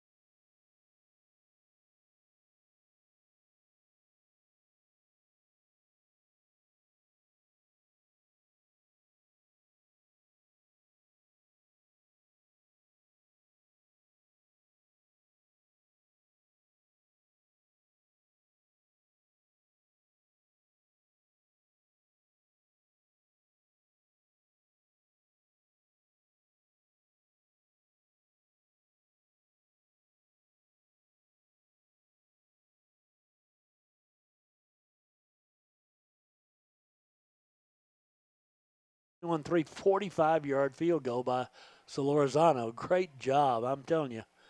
That's not easy under any circumstances. And I mean, the kid's 15 years old or whatever he is. 2:30 left in the half. He'll kick it away now with the wind at his back. Pampa with three deep would-be return men. The kick is high to the left. It's going to be into and out the backside of the end zone. Good job. The Harvesters nearly made a bad play there trying to play that thing. I was going to say, he got really close to touching that. He did indeed. But Pampa gets it out at the 25 now. 2:30 left in the half. They've got all their timeouts left, so Harvesters certainly can move the ball down the field. We've already seen that. Yeah, like you said, 2:30 left, two timeouts going into what looks like about a 20, 25-mile-an-hour wind. Hopefully we can get a little pressure on him here. And again, Tom looking out there, Studebaker's not in. Yep, he's not. You're right. Jaden Fletcher is at defensive end here on the near side, the sophomore, 270-pounder. Whitefaces got to get some pressure. They have made a change at quarterback. Here's the ball deep into the wind. Pitt passes up. Whitefaces get an interference call. Well, the guy ran by our cornerback here on the near side, and we got a flag for interference, and it'll be a first down for the Harvesters from the 25 out to the 40. Yeah, it wasn't bad coverage there by Urbanzik. He just didn't turn his head and wasn't able to make a play on the ball and got there a little early. First and 10 Harvesters now as they get the 15 out to the 40-yard line. I'm looking down here on the sidelines. I don't see Studebaker's on the bench. I'm not sure what's going on, if he's hurt or what's going on. Looks like he's almost taking his pads off. I started to say he's sure working on his jersey, isn't he? First down and 10 for the Harvesters from the 40. The 40 on their end of the field. They lead 21-3, 22-24 left first half. Quarterback keeper, left side, gets to the corner, bounces outside. Whitefaces pursue. Good job from the outside back, and then Solorzano finishes him off. But a good team tackle by the Whitefaces over there. Then second down and 8. Yeah, not a lot doing on that side. Great play by the defense to really swarm the ball. It looked like there was 5, 6, 7 guys over there to make a play. Panaber came a long ways. Again, Fletcher from the near side here. Second down and 7. Minute 57 clock running first half. Hereford down 21-3. Harvesters with the ball. And again, a new quarterback for the Harvesters is Sam Angelano, Jr. Wide side right. Angelano straight back. Whitefaces rush 3. Don't get pressure. He's got it all day. Rolls right now finally. Still looking. Throws long, late over the middle. And, what do you do when you throw over the middle late? You get an intercepted. He didn't. But Gonzalez had a shot at it. Threw it late over the middle, 3rd and 7. Yeah, he had plenty of time there to start. We were able to break free late and get some pressure, but luckily it looked like that was Urbanzik again with some good coverage and just not able to get it completed. 3rd down and 7 now. The Whitefaces with Altman at the nose tackle. Fletcher here on the near side. Whitefaces have Perez in the secondary over on the far side. 3 receivers to the right for the Harvesters. Whitefaces now drift over. Man-to-man coverage. He's going to throw the little swing pass out here. It's complete. Cuts back to the 45, the 50. Cuts back again at the 45 of Hereford 40. Still on his feet down to the Hereford 40. It's a 1st and 10 for the Harvesters as Jordan Lacey on the little swing pass. It's a fresh set of downs. Yeah, again, I think it wasn't terrible coverage, but he was able just to swing it out to the back there in the flat, and the back made a good run. He's their backup tailback, and he's pretty darn good. Yeah, he's not bad at all. 1st and 10 from the Hereford 40. Minute 12 left in the half. Back to throw now. A little swing pass underneath. That ball could have been picked off. It's complete. Gain of a couple. Altman, one of the ones on the stop, along with the linebacker on the near side, Lucas Rangel. 2nd and 8. Yeah, great play there to stop the screen. They're down. We're at 53 seconds. I'm anxious to see how they play out these last few seconds. Yeah, they still have the 2 timeouts. Yeah, they do. They didn't use one there, though. 2nd down and 8. 3 timeouts, I'm sorry. Yeah, Whitefaces come on the blitz. We pick it up. They throw underneath. It's complete. Inside the 30 and down around the 26-yard line with 38 seconds left in the half. It's a first down for the Harvesters. Yeah, it's great play there by Pampa. I don't know if they read the blitz or not, but they went right where the guy came from on the blitz and were able to make us pay. And here they go, use their first timeout, 38 seconds. Timeout, Pampa. Hereford down 21-3. We're back in 30 seconds.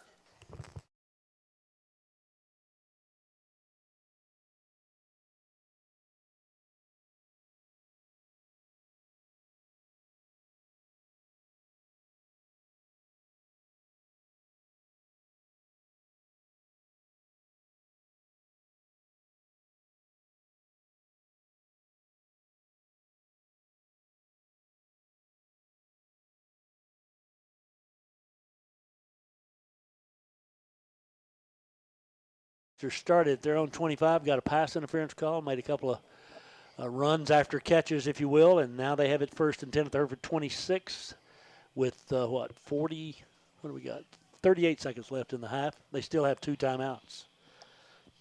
We just can't, we're having a hard time getting pressure, first of all, on the quarterback, whichever it is. In this case, it's Angelano. Where we can't get pressure on him, and he's a threat to run. We've got to be real careful. We've seen that already. Yeah, like you said, we've had a hard time getting pressure on him, and that time brought a blitz, and credit to him. He made a great play going right where the backer came from and was able to hit him on a crossing route and get another first down. 38 seconds here. We need to get a stop. 26-yard line of Hereford. They've got two running backs, wide side right now. Angelano passing the word along to his tailback on the left. Hereford's coming on the blitz. He fakes it. He's back. He's get hit. He gets away. He's rolling left. He's going to run. He's hit again down around the 25. Still on his feet. Down the far sideline. He's down close to the end zone. Did not step out of bounds. I thought he might have gotten him out. We had him wrapped up back up the field, and it is a 1st and goal for the Harvesters. Yeah, we came on the blitz, Wow. both sides there, and the corner here on the near side was able to get home, but was not able to bring him down. And Angelano was able to break it out to the left, and even broke a couple more tackles out there for a big gain. So it's 1st and goal at the Hereford 4-yard line. Still plenty of time with 2 timeouts and 28 seconds. Plenty of time for the Harvesters here. They lead 21-3. Chance to widen the gap. We need a play right here. Angelano out of the shotgun now. Wide side right. The junior takes it, gives it. Tailback cuts inside. He's Great hit play. and he's dropped, and that was Pampa who was there first. Fletcher was second, and it is a loss of 1. Timeout Pampa with 18 seconds left. It'll be 2nd and goal from the 6. We'll keep it here. Again, from time to time, we're able to make the stop, but they've just been able to pull away so many times. Yeah, there's a big boy Dayton Delozier right there in the middle, really clogged that up, and I think you said it was Pampa came in and made the tackle, but that was all started and finished there with Delozier right in the middle. So it is 2nd down and goal for the Harvesters from the 6-yard line. Not so important, I don't think, that it's 2nd down, because with 17 seconds left in the half, and that should have been, they should just have 1 timeout. The scoreboard shows they have 2, but I think it's 1 timeout remaining. So the Harvesters can obviously run it again here and stop the clock. But we got to make a couple of plays here. This gap gets widened. Whitefaces getting a talking to over there defensively on the far side. I don't know. Again, it's not from lack of effort. No, they are playing hard. You have They to are. give them that. Yeah. Unfortunately, it's just been up front, both sides, that Pampa's just been getting the better of us tonight, and hopefully we can figure something out to get that changed. Good play there. Yeah, that's It a was. start. It was. Whiteface defenders now finished the conversation on the far side. Harvesters are back out there. They're going to go with 4 wideouts now as the Whitefaces come back out. Up front now, it's Delozier in the middle. Fletcher on this side on the front for the Whitefaces. Pampa now with the 2nd down and goal from the 6th. Angelano, here comes the blitz. He's going to try to throw it. He throws it underneath. He's got a man. He walks into the end zone. Touchdown. Harvesters, they lead it 26-7. There's no flags on the play. 27-3, I beg your pardon. Touchdown that time was Caden Stout on just a little slip screen kind of play. Yeah, it's almost like we're starting to get a little bit of pressure there, and they Yep. took advantage of it with a little slip screen and got right to the open spot. So it is 16. There are 16 seconds left in the half. It's 27-3. Harvesters try to make it 28-3. Snap, the kick, it's up, it's good, 28-3. Pampa, we're back in 1 minute.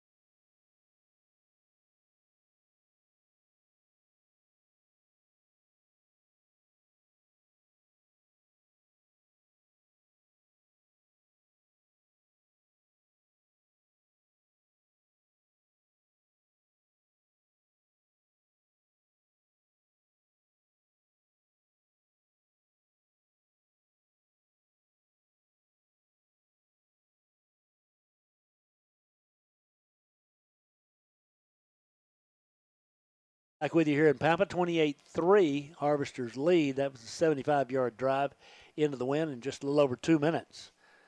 As the Harvesters get ready to kick it into the breeze again. Not much time to do anything with any of this here. The Harvesters kick it to the 15-yard line. We field it there, back to the 20, 25, out to about the 27 or 8-yard line, maybe the 30. Good return by the Whitefaces. The ball came loose. They have the We ball. did. We fumbled the ball. The Harvesters get it at the Hereford 28-yard line. And it is Pampa football with 9 seconds left in the first half of play. So a chance to run a play here. They've got a timeout left. Chance to run a play or line up and try to kick a field goal, either or, into the breeze. They lead 28-3 as is. Yeah, I noticed whenever they kind of got him stacked up that there were some guys really ripping hard at the ball, and one of them was able to break it free there. So hopefully we can get a stop here in this last 9 seconds. Harvesters with the football. It's the 28 of Hereford. They're going to run a play, at least the way it appears here, as they come out in the shotgun. Got plenty of time to run a play and stop the clock here before halftime, leading 28-3. Back to throw is Angelano. We rush 3. He's got all day. He winds up, throws over the middle, and Hudson Wood was ready to hit the intended receiver, and the intended receiver saw that, and he stopped. He made a business decision there. He did do that. He saw Hudson was about to make a play on him instead of the ball, and thought twice about going up. Are they trying a field goal here? Yeah, they are. They're going to try a field goal into the wind with 4 seconds left first half. 28-3, the Harvesters lead. This is a 45-yarder into the breeze. Now, this is a kick, folks, if indeed that's what it is. From the far hash mark, if he attempts this is take quite a leg to get this thing there. This will be the final play of the first half. The kick is high enough. It is far. Nope, it's neither far enough nor straight enough. So it is Hereford's ball. Or it won't be Hereford's ball because it's halftime, and the Whitefaces trail 28-3 as they don't suffer from the penalty, from the fumble on the kickoff a moment ago. So intermission time. Whitefaces down 28-3. We'll take a timeout here for 2 minutes.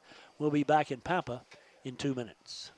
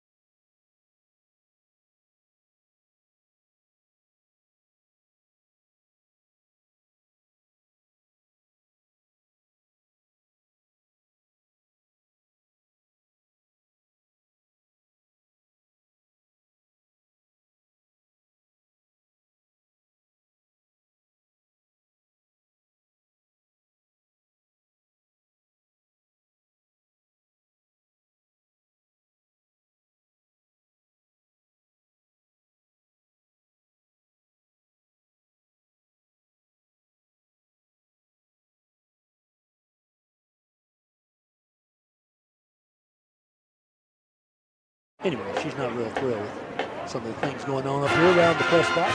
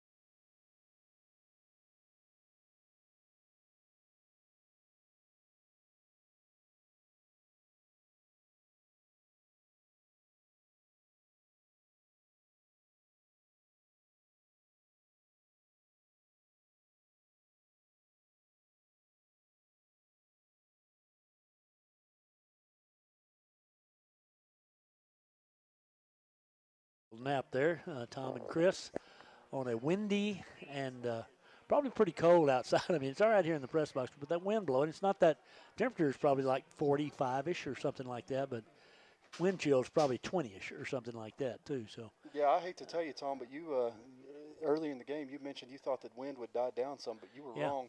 I was, and that's the first time that's ever happened in 77 I'm just years. glad to be here. I'm glad you could point it out too. That's really helpful. I promise you, I won't let you forget it. This will be Chris's final time as the no. It hasn't. And typically, I mean, but this has been a weird day in the wind category. Anyway, the wind last night, at least weather-wise, on the Weather Channel and the weather news out of Amarillo, it was supposed to die down just about 10 miles an hour during the day, and then lessen in the evening, and that's been not the case. Yeah, they were wrong too. They were. I'm glad you pointed that out. The Whitefaces in the locker room again. We've got Canyon coming to town next Friday night, so folks, it doesn't get any easier. So check out the scores if you can there while you're not doing anything, and see if you can find me a score on the Canyon Dumas game. They ought to be about halftime as well. That taking place in Buffalo Bowl tonight. Here, the Whitefaces trail the once-beaten Harvesters. Harvesters, though, I'll tell you, again, trying to make a playoff run and the like. Studebaker, Angelano has done a great job. Do not misunderstand me, but Studebaker will be a big miss if he's badly hurt. I hope he's not. I show 13, Dumas 13, Canyon 0 at halftime. Wow. Now that does surprise me. Not because I don't think Dumas can beat them, but Pampa, Canyon's a high-rolling offensive machine, 50-plus points a game and all that stuff, and that's got to be a great first half of defense for the Demons. Yeah, they're playing some defense in Canyon tonight.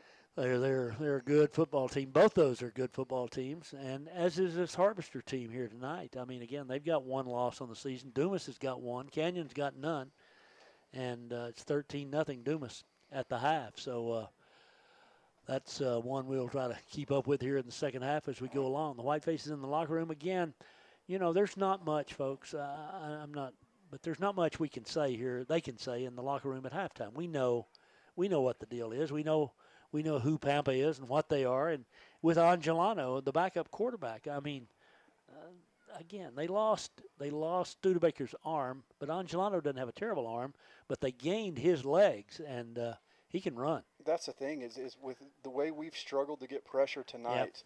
Yep. You almost would rather have Studebaker in there. But like you said, Angelano, one of the first plays he's in after Studebaker goes out, we get the pass interference call, but he throws it about 35, 40 yards into the wind. He has an arm too. I guess I did not see the quarterback Studebaker. I did not see when he got hurt. I'm sorry I didn't. But I think the first play that Angelano was in was the touchdown run. He ran about 20 yards. Yes. When I called Studebaker and Chris again, pointing out my error. That's two. Pointed out that, yeah, that's two after going 77 years. I mean, that's just terrible. 2 in one night. Yeah. But in any event, he came in and ran for the touchdown there. And then, as Chris said, he did. He made about a 40-yard throw into the wind. There was a pass interference call against the Whitefaces. And, again, you don't expect him to go deep there at that point, but he did. Whitefaces with our only offense, as for the most part, that was the case last week. Solorzano kicked a field goal last week to get us on the board against Dumas, and we did have a touchdown pass later in the ball game. And again, the Whitefaces here tonight, offensively, really, really missing Noah Brown. He's a great athlete, great player, great contributor, and the Whitefaces miss him. Yeah, with the way that they've been getting after Guerra, and we don't have a lot of time to sit back and really step into throws. And that's where, and you've seen it some, that's where you really like to run the screens and the draws, and there's nobody. I mean, I'd put Brown against anybody in this area as far as catching and running. He's about as good as it gets. And whenever you're struggling up front the way they are tonight, you need somebody like Brown to help catch a quick pass and bust a long run afterwards, and it just hasn't happened yet tonight. Whitefaces and Harvesters both in the locker room here at intermission time in Pampa. They've had a big snow in Amarillo last night that we kind of missed and got more of the sleet rain part of in Hereford. But here in Pampa, they got, looks like similar amounts just looking around, and tons of trees. I'm telling you, we drove over here, if you know where the field is, over on kind of about midtown really, going to the east, and there were limbs off of trees. It looked like somebody just come through. Paul Bunyan had come through and just done a job on the trees. That's one of the things I noticed today driving around, kind of going to see a few customers around town, and it didn't matter where you were. There were not small limbs, but big limbs on the ground, and I'm assuming it's a combination of the ice and the wind, but whatever it was, it definitely did a number on the trees. It did. Whitefaces volleyball in action tomorrow at 1 o'clock in the opening round of the playoffs against San Angelo Lakeview.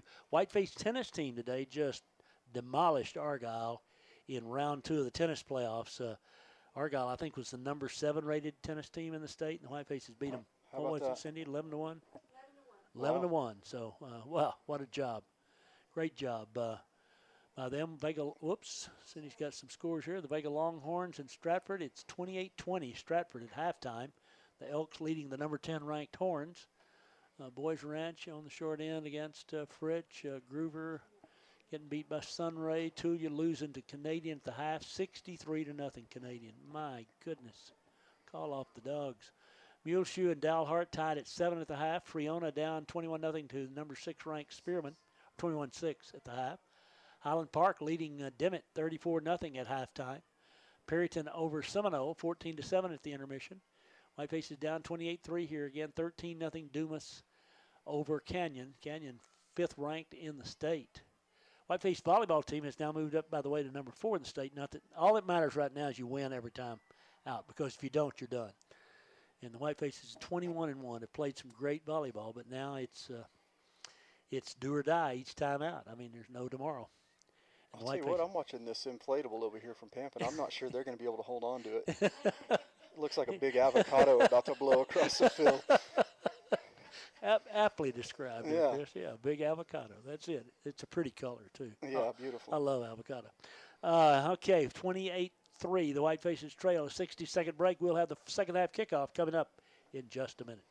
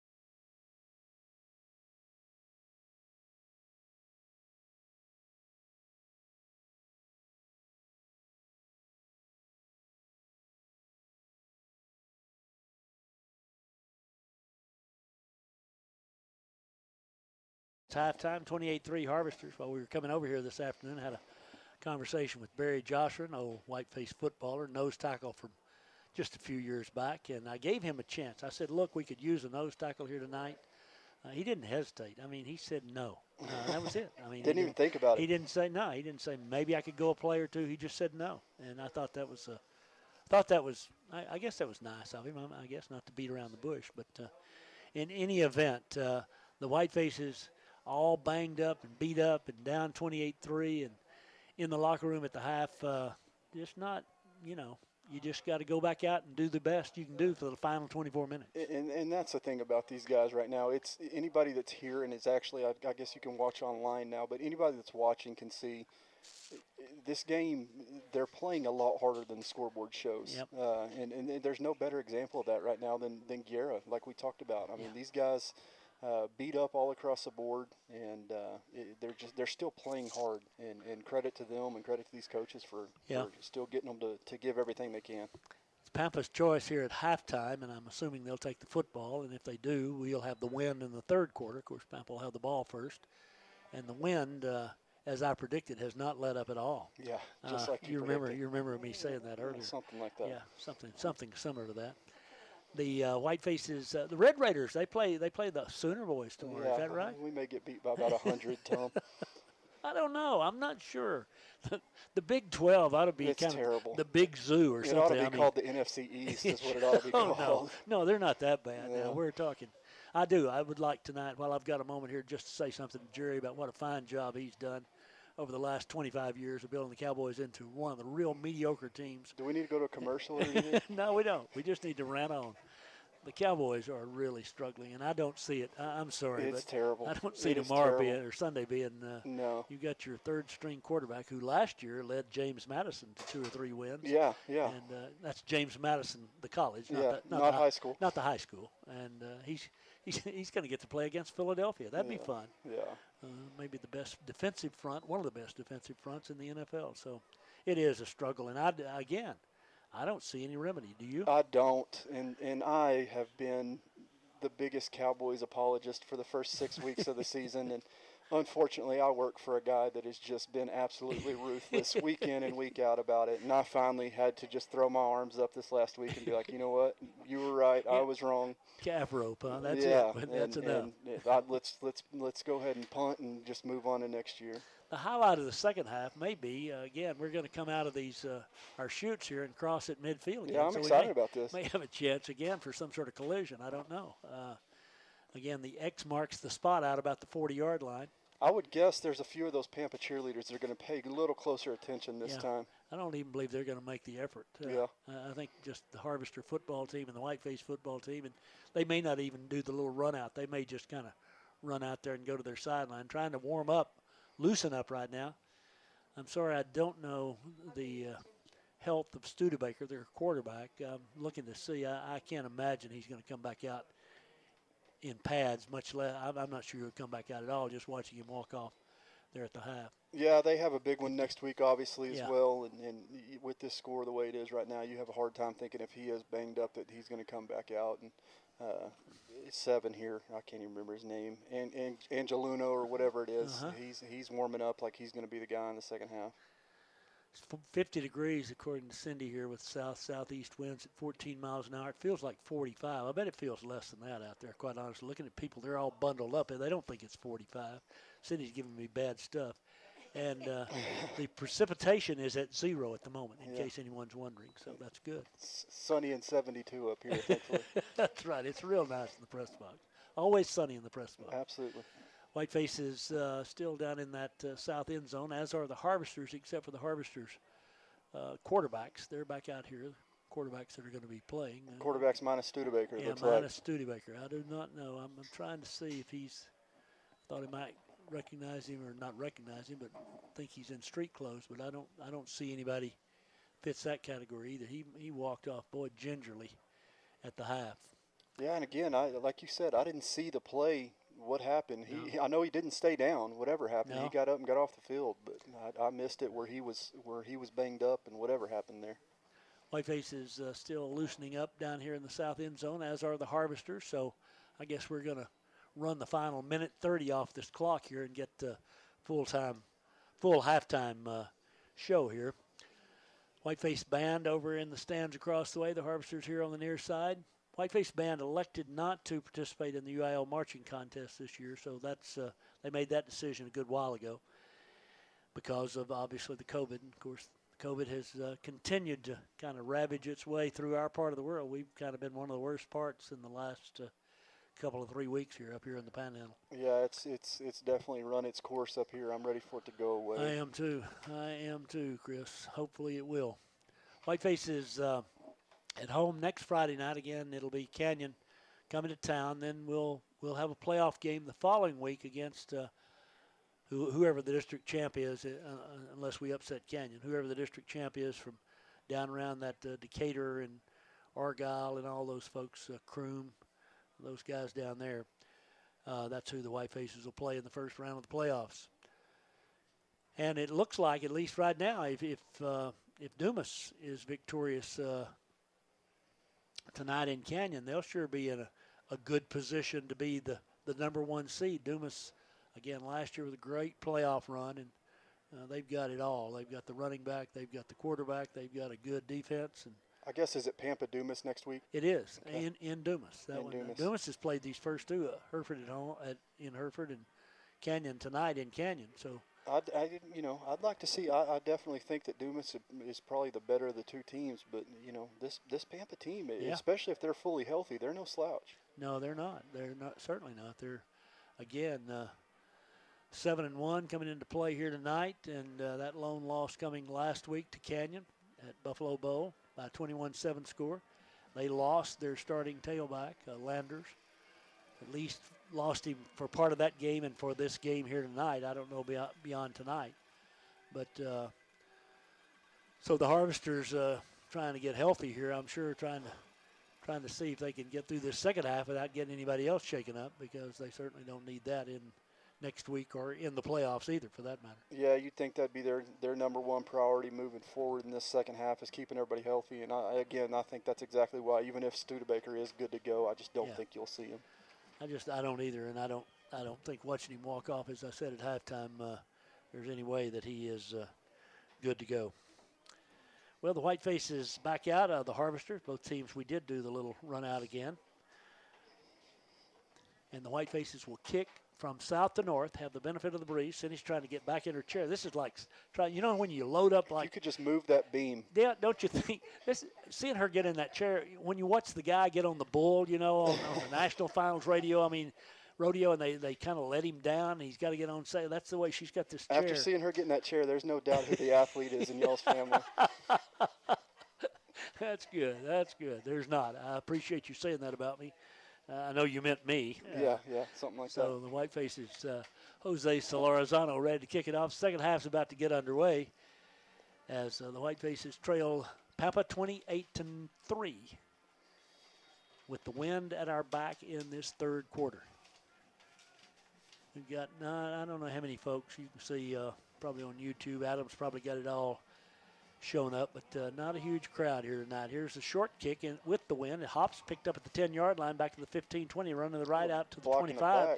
Gets to the 30 and 35-yard line. A nice hit by the Whitefaces. Duque come over and just laid the wood there. Looked like Pampa got away with the block in the back right in front of the ref. It did. That's amazing. They've already had one penalty for 5 yards tonight. Good grief. So the Harvesters now with a 1st and 10 from their own 34-yard lines where they marked him out of bounds. Into the breeze. The Whitefaces, Solorzano at one, linebacker Rangel at the other. We've got Penalba here on the near side. Woods at the corner out here. Whitefaces have Cassius on the coverage here. And then Gonzalez back at the free safety. First down, drops back to throw. Looking. Throws underneath here, and it's complete up to the 45-50, 45-40, 35-30, 25-20. He's going to score. That's the tailback again, Lacey, down the near side, and he made the grab, running across the field, and then went untouched into the end zone. And just like that, it's 74 yards in one play. Yeah, Unfortunately, like the same story of the first half, just too much time there for the quarterback. He was able to sit back and wait for really not bad coverage, but you can only cover for so long, and he was able to wait long enough, and his back was able to break free and run it in. Took 18 seconds of this second half. 11:42 left in the third period. The Harvesters lead it 34-3 before you can even kind of settle back into our seats. Point after the kick is down and up. It's far enough. It's good. 35-3. We'll have Pampa's kickoff in 1 minute. Market for a new vehicle. Hi, I'm Bobby Fight with First Financial Bank, and we can put you in the driver's seat. Whether you're looking for a new or used vehicle, we have a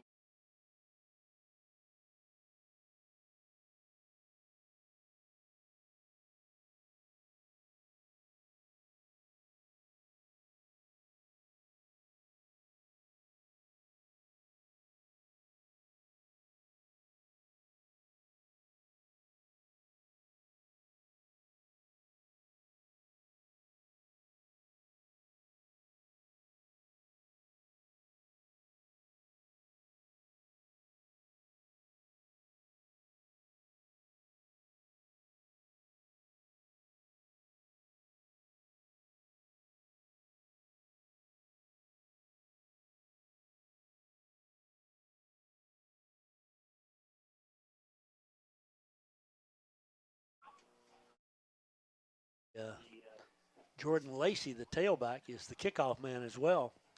He kicks a high end-over-end kick that we let bounce at the 15. Pick it up on a hop there. Duque does. Back to the 18-yard line. Ball comes loose. Harvesters have a shot at it, and I think we got back on it. We got on it. Okay, he was down. That was the ruling. He was down at the 18-yard line. So Whitefaces nearly another disaster as the kickoff was fumbled. But still Hereford's ball at the 18-yard line with the win. But, man, couldn't gotten off to a worse start. Yeah, you were hoping to come out and get a little better start than that, but they obviously get the big play there, and obviously it wasn't a fumble, thank goodness. Yeah. But hopefully we can march down and get something going here. Whitefaces out Oscar Guerra, the senior quarterback. Lopez is the tailback. Bryson, he's a junior. Wide side to the left, high snap. Oscar keeps it right side. He's across the 25, still on his feet, out to the 28, out to the 30. It's a first down for the Whitefaces. 12-yard carry by Guerra on the first play of the second half. Yeah, a little read option there. Read the right end and made a great play. And again, he's just so tough to bring down. He fights for every yard and a great run. He does. Whitefaces Zaid Cruz at tight end out of the ball game over on the far side. As the Whitefaces come to the line of scrimmage, send Cassius and Duque to the wide side, the right. We've got two receivers, Landis and Pampa here on the near side. Give it, though. Nope, throw it over here, complete to Landis, and he's got a second catch of the night, and it's about a 4-yard gain out to the 34, second down and 6. Good little screen pass out there, quick hitter. It's amazing to see. It wasn't bad blocking at all by the other receiver, but it's just amazing to see how quick they swarm the football. Before you know it, there's 4 guys there. Yep, ran around us pretty quick. They did. Second down and 6 for the Whitefaces.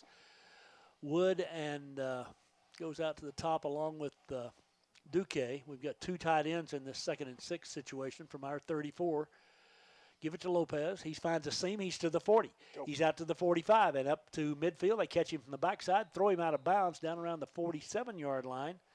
48-yard line on Pampa's end of the field. Nice job by Bryson. Again, after he got out of bounds, the Harvester player continued to tackle him.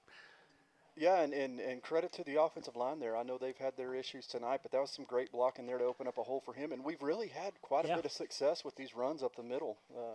And another good one there by Lopez. Yeah, that gives him 54 yards on the night. Play comes in now as Pampa comes into the huddle. 10:24 left third period. 35-3 Pampa. Whitefaces with a football. Wide side is the right. Kind of overloaded that way. Now we come back this way. Landis is the tight end here on the near side. 1st and 10 from the 48. Oscar's going to keep it. Right side turns the corner. Gets 3, and then he's yanked down about the 45-yard line on Pampa's end of the field. It'll be second down and 7.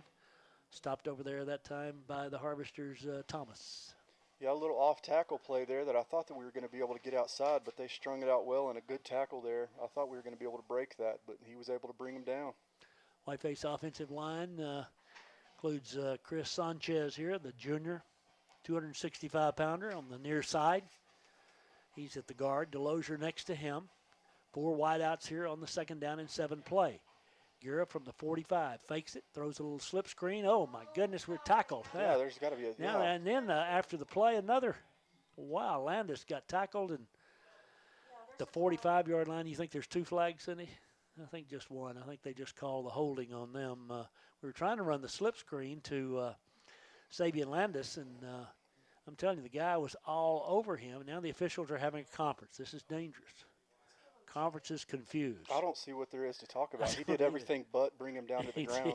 He did. It looked like he had a hatchet kind of working on him over there. But I'm wondering if they're talking about the little extracurricular hit after the play. I don't know. It did continue on for a moment. His tempers kind of flared. Here's the referee now. Pampa looked like the guilty party, but let's see what we've got. He walks over to midfield to look up to the press box to make the signal, and the signal is holding against Pampa. It's a 10-yard penalty down to the 35, and I guess there was no extra. They are going to call the dead ball. Yep. Oh, they did. Unsportsmanlike against Pampa, too. So it's 2 first downs for the Whitefaces down to the Pampa 20. Well, it was cheap. I mean, that's what it was. Yeah, it was obvious at the end of it. It was cheap. Pampa only had 1 penalty the first half. Now they got 2 here on 1 play. A hold, which was obvious, and then a personal foul after the play, which was pretty obvious, too. So it's 1st and 10, Hereford from the 20 of Pampa. The Harvesters coaches are very upset, should be, leading 35-3 with 9:41 left in the third period. Here's the give to Lopez. Up off the right side, nothing doing for Bryson. I mean, he got back to the line of scrimmage, and that's all she wrote. 2nd down and 10. Yeah, looked like that there was Sanchez, just not able to get that block sealed off. They once again were able to get a little bit of pressure on the inside and broke up that run. And like I said, we've had success running up the middle. They just weren't able to hold us off there. Well, their linebackers, both their linebackers, Cook and Bruce, are both played well up there. 2nd down and 10 for the Whitefaces. 9:10 left, third period. Wide side left from the 20-yard line of Pampa. Pampa coming on the blitz, corner blitz. He steps back. He's got time, throws long into the end zone, but it's overthrown. Tried to get it to Wood, but coverage, the guy didn't bite. He stayed behind Hudson, and it's 3rd down and 10. Yeah, again, they've been getting pressure with just the front 4, but bringing pressure there off from it looked like a corner blitz, and he had to get rid of it quick and just overthrew it. 9 minutes remaining, third quarter. Whitefaces down by 32 here in Pampa. Next Friday night, Canyon for the regular season finale for the Whitefaces at Whiteface Field. Tomorrow on KPAN, 1 o'clock is, or a little before 1, will be the start time for our bi-district volleyball against San Angelo Lakeview from Lubbock Cooper. We'll be there to broadcast. Here's the quarterback draw, running left. He's got 5, he's got 8, he's got 10. Inside the 10, I'm telling you. He lowers his shoulder, runs over 2 tacklers. It just doesn't make sense. It doesn't. Wow. With as small of a guy as he is, for him to push that, I mean, he lowers his shoulder and pushes that safety back 5 extra yards. He does. 1st and goal, Hereford, at the 10-yard line of Pampa. 8:53 left, third quarter. Whitefaces with the win in this third period, and the wind, again, has not lessened one single solitary drop. 1st and goal, wide side to the right. Oscar looks over the defense. 2 tight ends in the first down formation. Lopez, the running back. Lopez has got it. No, Oscar keeps it. Oscar off the right side, inside the 5, down to the 3-yard line. It's 2nd and goal. Faked it to Bryson, and they get him down around the 3, 2nd and goal, Whitefaces. Another little read option there. I don't know what he's reading exactly. I would assume it's that end, but he decided to keep it. And, again, it didn't look like there was a lot there, but he was able to bust through, and we're cooking now. We need to punch this in. Yep. From the goal, 3-yard line, 2nd and goal for the Whitefaces. 8:15 left, third period. Whitefaces huddled up back around the 9-yard line now. Send 2 receivers to the right. Again, Lopez, the running back. He's on the left of Gura. Harvesters drawing tight now, expecting a run. It's Lopez. He lowers his shoulder. The pile moves forward, and he gets close to the lip of the cup. Doesn't get in.'s down inside the 1. It'll be 3rd and goal from a yard away. Yeah, offensive line's starting to get a little bit of a push there. From when we were they were moving us backwards in the first half. They're getting a good push, and again, not a lot. Didn't look like there was much there, but the line pushed him, and a gain of 2. 35-3 Pampa, 7:38 left, third period. 3rd and goal, Whitefaces from the 1-yard line of the Harvesters. Shotgun formation, Gura and Lopez. It'll be one of the 2 right here. On the 3rd down play, it is Gura, left side. He lopes into the end zone across the left side. Good job up front there by the offensive line. Delosier on this side of the line, along with, I think that was Sanchez, and it's a Whiteface touchdown with 7:20 left, third period. Yeah, again, a great job by the left side of the line, and I also noticed Isaac Moreno with a great block there. Again, Guerra able to come off the left tackle and get it in. All right, good job. I mean, really, good job by the Whitefaces. Yeah, and let's give some credit there, as Cindy just pointed out. Thank you, Cindy. That was Zaid Cruz at the tight end slot who did a good job. Whitefaces trying to tack on the point after here now. Harvesters with too many men out there. Now not enough men. Now too many men. Here's the kick. It's down and up. It is good. It's 35-10 if the play stands. The Harvesters either had 11 or 32 on the field. Yeah, I'm not sure what's going on here. I don't know if they tried to call a timeout or. I don't know. The Harvester coach not happy with his defender who wasn't out there, but it matters not. 35-10. Hereford down by 25. We're back in 1 minute.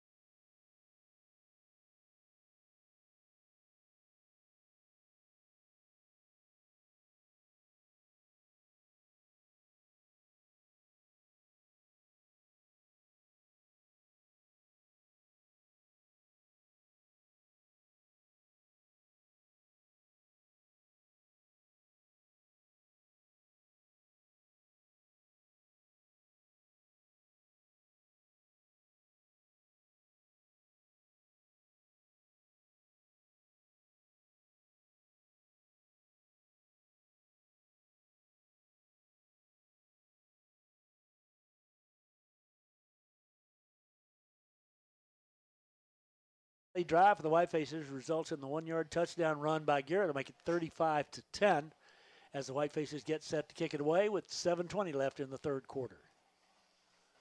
And what the officials again, I guess, we didn't have the right football. Every team has their own kicking football, throwing football, all that sort of stuff. So we've got ours in now. Yeah, it makes a big difference, Tom. It does to me. It's much like a golf ball. I mean, you know, I'm a Callaway man. I mean, they go further. All mine find the out of bounds and creek, regardless of what it says on the ball. Mine don't go as far as they once did by about 150 yards a shot, I'd say. Here we go. Hereford's Stalarzano ready to kick it away at 35-10. Hereford. And the kick is deep. Oh, nobody feels it. Rolls into the end zone. It comes out to the 25. You don't have to if it touches in the end zone. But the Harvesters had 3 guys back, and all 3 of them watched it just roll right through. They almost ran forward to let it go over their head, and it landed at about the 10-yard line. I'm not sure what they were doing there. I'm not either, but it doesn't count any points. That's the bad news. The Whiteface defenders out there now. Let's see if we can stop the Harvesters here.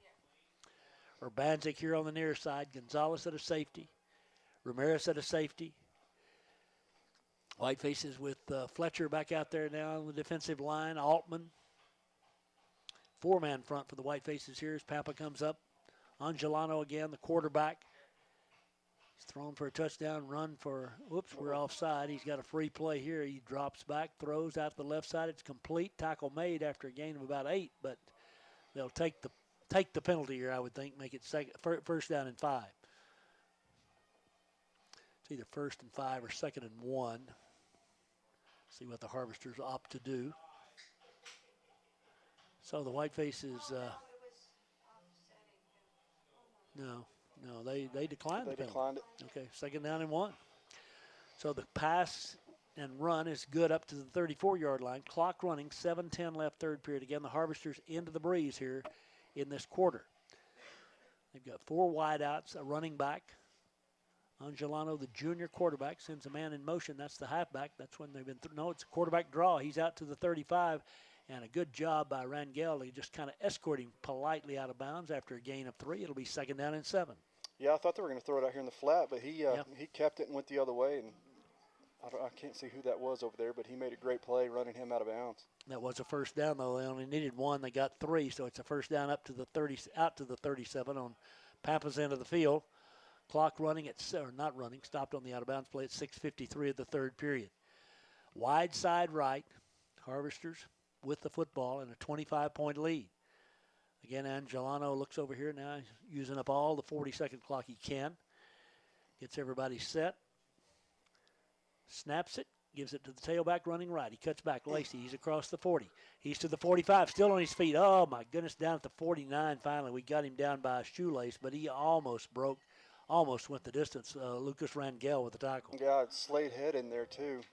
Again, a missed opportunity in the backfield, and he was able to bust through, and really Slade Head and Rangel making a touchdown-saving tackle. That was Lacey again, who has hurt us all night long, receiving and rushing the football. 1st and 10 from the 48 on Pampa's end of the field. Fake it, going to throw it. Little screen pass to the right side. Complete to midfield to the 45, to the 40. Bounces outside left side. He's to the 35, 30, and brought down around the 18-yard line. That's Solarzano and... There's a flag. I was worried they were going to miss it, but they held Pampa about as bad as you can. All right. They call holding against Pampa. That play, erase it from your mind. It's coming back, and it'll be... 1st and 20 for the Harvesters back at their own 38-yard line. Yeah, there was about as obvious as a hold as you're going to see, and the line judge here didn't throw a flag, but the ref about 20 yards behind the play threw it.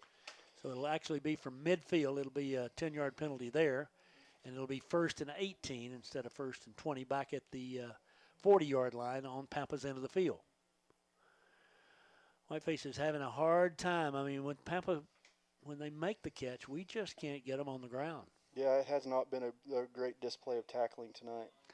Whitefaces Juan Nava here at the defensive end on this side of the field. Fletcher next to him. Again, Altman over at that right tackle side. Harvesters now with a 1st and 10 from the 40-yard line. On their end, 1st and 18 from the 40-yard line on their end of the field. Angelano calls them down now as he looks out over the defense. Back to throw. Whitefaces rush, but he's got time. He fires it out here. The pass is incomplete, broken up. Nice play by the Whitefaces. That was Panaber. Yeah, great coverage there by Panaber.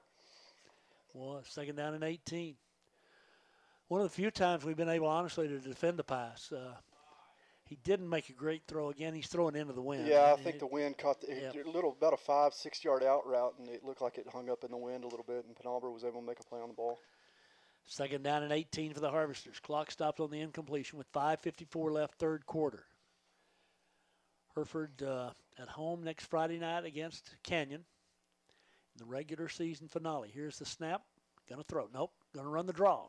Bounces out of there, Lacey, 40, 45, and short of midfield. He's knocked out of bounds on the far side. That's Solarzano, who really drilled him. He's hit first. I think that's Rangel out of there. I'm not sure. He won't turn where I can see his number. Nope.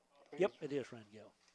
Ramirez over there also making a good play, but again, they're kind of taking advantage of us. We've struggled to get pressure all night, and it seems like we're kind of finally starting to get a little bit, and now they're starting to run some screens and draws, taking advantage of it. Out of bounds again, so the clock stops with 5:47 left, 3rd period. 35-10 Pampa. Wide side right. Throwing situation you would think, although they've been able to run it too. 4-man front for the Whitefaces. He sprints out to the right, looking, pulls it down, still running. And in some trouble, he's hit and dropped. Tackle. Nice tackle. That's Panaber. The 42-yard line, loss of about 3 on the play. Altman out there as well. Between the two of them, they stop him for a big loss. It's 4th down and punt time for the Harvesters. Yeah, he had made a couple good plays and broke a couple tackles there, but Panaber really out in space, nobody around to help him out. Just great solo tackle. 4th down and 16. The Harvesters will punt. Hereford sends Hudson Wood back in single safety. Again, Noah Brown under the weather, not able to go here tonight. Harvesters, the punter, is the tailback, who's also the place kicker as well. That's Lacey. He's had a big night here now, but he's going to punt into the wind here now. Let's see the snap. It's not a good kick. Oh, my goodness. Kick's going to hit at the – it didn't even hit. The ball went out of bounds. Maybe about a 5-10-yard punt.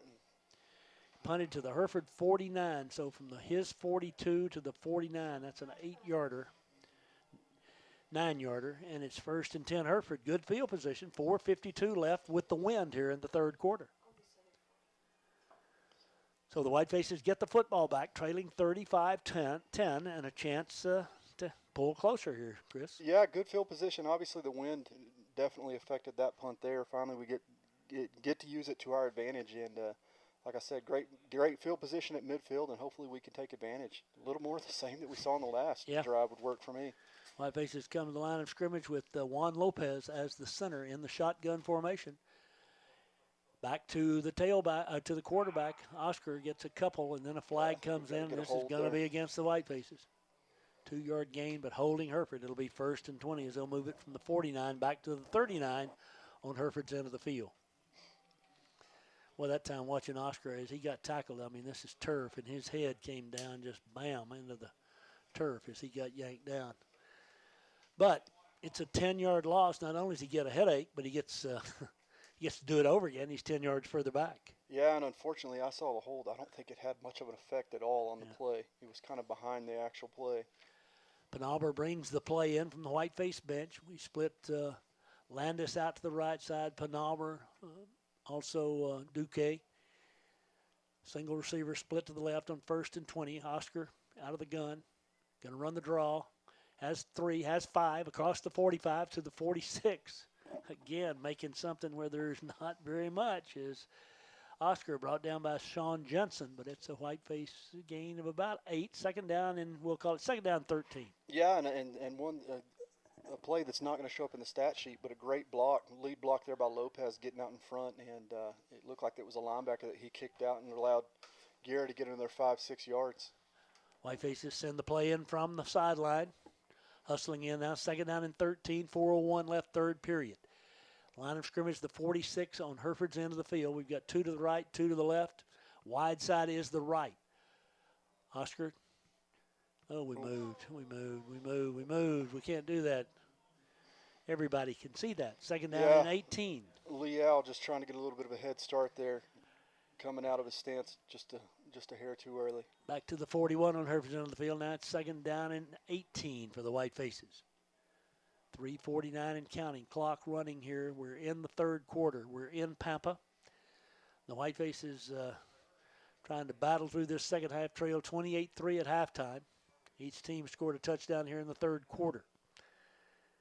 Play comes into the huddle now. The Whitefaces need to come up with a couple of big ones right here. They've got 2nd down and 18. Now we take a timeout. Timeout Hereford.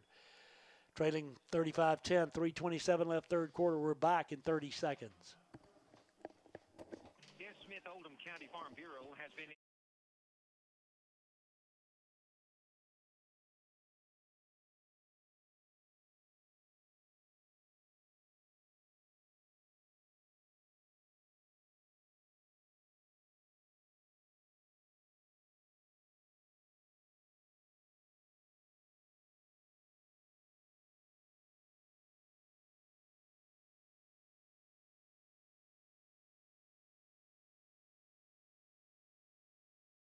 Faces with a 2nd down and 18 as we return to play. The wind at their back for another 3 minutes and 27 seconds, and then the 4th quarter, it will favor the Harvesters. And even though Chris said it was going to let up, he was wrong. I mean, it's not. The wind has continued. Wait a minute, that was me that said that. Yeah. Okay, I couldn't remember which one I was. If you have any trouble remembering in the future, just let me know. 2nd down and 18, Whitefaces from their own 41-yard line.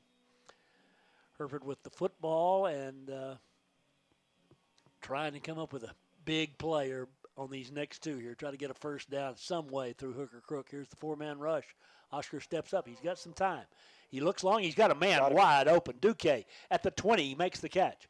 And he's going to be tripped up. Nope, still on his feet at the 15. Jose down to the 10. He loses the football. A scramble at the 11-yard line. I think Pampa came up with the ball.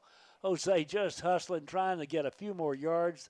The ball came out of there. No indication from the officials yet, but I fear it's going to be green and gold ball at the 11-yard line. Wow. What a great effort by Jose. But it's in vain as the Harvesters wind up recovering the fumble at the 11-yard line with 3:12 left, 3rd period.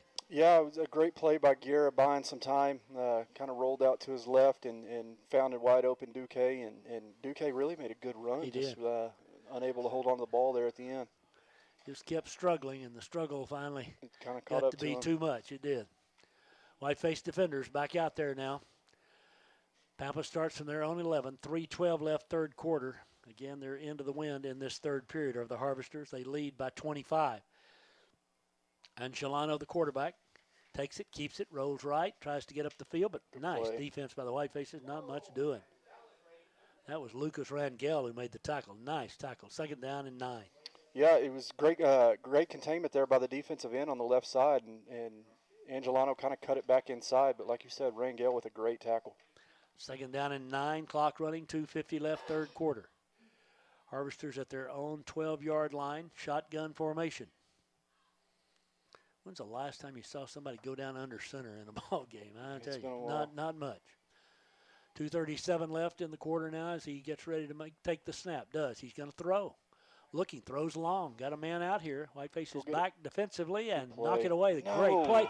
Oh, no. Urbanzik makes a great play, and then the official way back down the field. The guy who had the call doesn't make the call, and the official, who's the line judge, runs 30 yards down the field to throw the flag and call interference against the Whitefaces.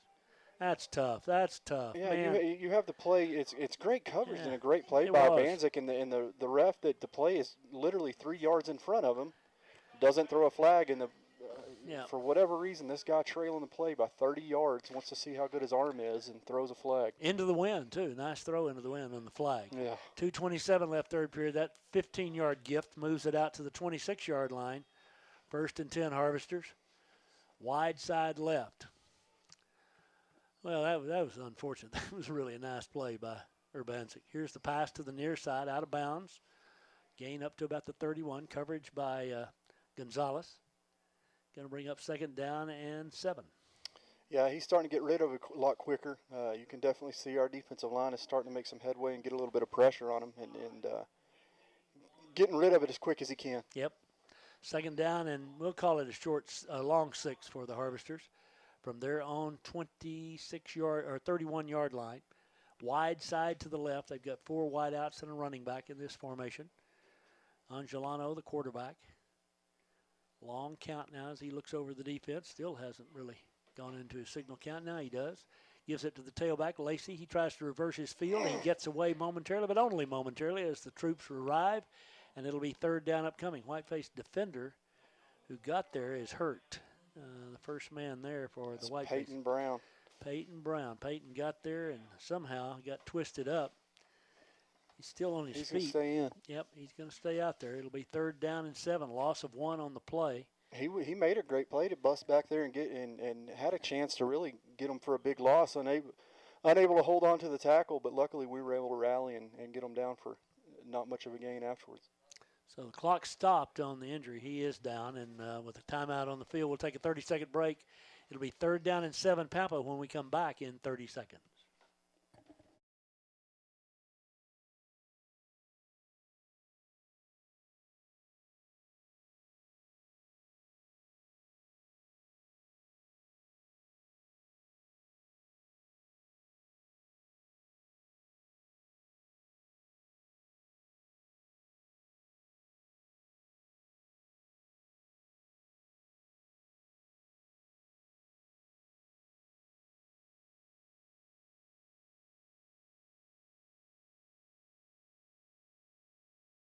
Injured player who's Peyton Brown, and was obviously his leg. As he made the tackle, you could see he kind of got twisted, and I think that's why, honestly, he had to let go, and the troops arrived to help him out, but he limps off the field on the far side under his own power, which is a good sign because most of the people we've had leave the field lately have been not under their own power. So it is 3rd down and 7 Pampa now. We have 1:56 left in this third quarter. The Harvesters now going to have to kick into the wind if they don't pick up a chunk of change here. Here's the snap, the fake. He's going to throw. Throws it underneath, a little slip screen. He's got room, 35. And stopped I think, short of the first down. That'll bring up 4th down. It was Rangel on the tackle. They've stopped the clock here. Depends on where the guy's got it spotted. Generous spot on the other side there. See where he's got him. I don't think they're eyeballing it, but no signal by the official. It's either going to be 4th down or now the guy on the near side is spotting it, not the guy on the far side. No, guy on the far side's got it spotted. Here we go. It's a 1st down where his foot is. I can tell you from here. He's a country mile away, but it's a 1st down. That was 3rd down, a little slip screen. And they're quick enough, They're quick enough. If they get it in space, we have a hard time getting them down. And unfortunately, he found a lot of space there on the screen. He did. 1st and 10, Pampa. Minute 39 left, third quarter. They got a chance here if they don't throw incomplete. Probably switch ends of the field here and get the win at their back, leading 35-10. Snap back to throw. Got time. Looking. Still got time. Finally pops out of there. Still looking. Throws underneath. It is incomplete. Nowhere near anybody. Wow. Yeah, I almost think the ball slipped out of his hand as he was. What happened? Yeah, it wasn't pretty. It was. It's 2nd down and 10. So again, unfortunately, that's kind of the story of the night. He had all day back there and was able to move around a little bit, and lucky for the Whitefaces, just made a terrible throw. Yeah, that's the old Coach Compton. He had time to, if it had been a grape, to peel it and eat it. And he did. He peeled it and started to eat it and then dropped it. 2nd down and 10 from the 36-yard line. Harvester's ball. They've got a left-handed center. You don't see that very much. Here's the snap, back to throw. Got time. Now he breaks down, but he scrambles out of there, still on his feet, going to run to the left, cuts back up. 40-yard line, still to the 45, and it's be close to about 2 yards short of the first down. He gets a great spot, but there is a flag. There are 2 Whiteface players down on the play. Wow. 2 Whiteface defenders down back at the 32-yard line. That's about where the flag is. I don't think the flag was about that. I'm trying to see here as we play. Now, there were 2 separate plays. And the Whitefaces, 2 Whiteface players ran together. Sure did. One just kind of cut the legs out from the other as they were trying to stay after the quarterback. And down back at the 32-yard line, there was a flag on that play as well. And a holding against Pampa. And it's been moved back to the 27-yard line, so it's going to bring up 2nd down and about 20. But, again, we got another player down. This is just, it's been like the plague, man, I'm telling you. Unbelievable. Peyton Brown had to be helped off a while ago. I'm not going to tell you who this is yet because I'm not quite sure. That is, but you hate to see it. I mean, it's a leg, I can tell you that. And we've had broken ankles. We've had broken. He's up. All right, he's up and off under his own power. That is good to see. That is Hereford's Zaid Cruz, the senior. And he's able to get off. No, I'm sorry, that's not. That's Nava. Juan Nava, the junior. And Juan's able to leave under his own power, so that is good to see. Okay, 2nd down and 20. The clock will be running. The Harvesters have the ball. They lead 35-10. There's just over a minute. Now there is a minute left in the third quarter. Pampa taking all the time they could. Now they get the 40-second clock, so they got 15 seconds run off on the 25-second clock, then put it back on 40. Yeah, I don't understand why they reset the play clock there. I don't either because, they snap it anyway, thank goodness. He's going to throw. Looking. Throws it underneath. Got a man. He drops it. Going to be 3rd down and 10, and that helped in 2 ways. It stopped the clock, brings up 3rd down and 10, and now we can force them to punt into the wind if nothing else, if we can hold them here. Yeah, and again, good coverage there. Even if he was able to hang on to that, he was going, maybe a 2-yard gain at most. That was the tailback who was the man he finally checked down to, but he had a lot of time to look it over. 40 seconds left in the quarter. Oh, the Whitefaces jumped. I don't know. Is there a flag? I didn't see. Pass is short, complete. Lacey across the 35 to the 40, still on his feet to the 45. He's to the 50. He's got a 1st down into Hereford territory to the 45. Finally brought down. There's a flag and a flag late on this play. It's got to be against the Harvesters, I would think, but where it was thrown, but we'll see. But what a run after the catch. It's holding against Pampa. But where that holding flag is, they're still going to be close to that. Was a 3rd down play, and they'll get the play over. Okay, Cindy says it won't be a 1st down. It's going to be real close, Cindy. No, you're marking. Oh, I'm sorry. I'm sorry. I'm sorry. Cindy's correct. That's 3 times. That's 3 times, Tom. I'm out. See y'all next week. 27 seconds left. That's 10 yards short of the 1st down. So it's 3rd and 9. Okay, 3rd and 9. 27 seconds left in the third quarter, and time called here by someone. I think Pampa. No, it's not called either. I thought they're running the clock. Let's see if the Whitefaces take a timeout here. Now there is a time called by the Whitefaces. 16 seconds left, so we lost another 12 seconds there. 16 seconds left in the third period. 3rd and 9 Pampa when we come back in 30 seconds.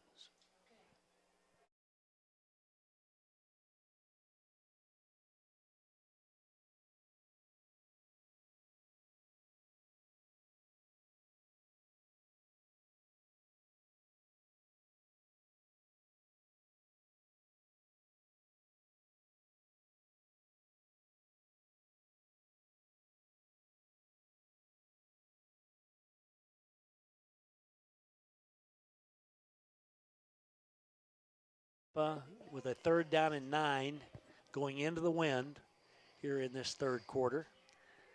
And the Whitefaces taking a timeout there, trying to force Pampa, if they don't pick up the 1st down, to have to punt it into the wind. Coach Delosier out to talk to the official on the far side, I think just about where the clock was. Yeah, I'm trying to figure out. There's about 12 seconds there that just kind of disappeared. And yep.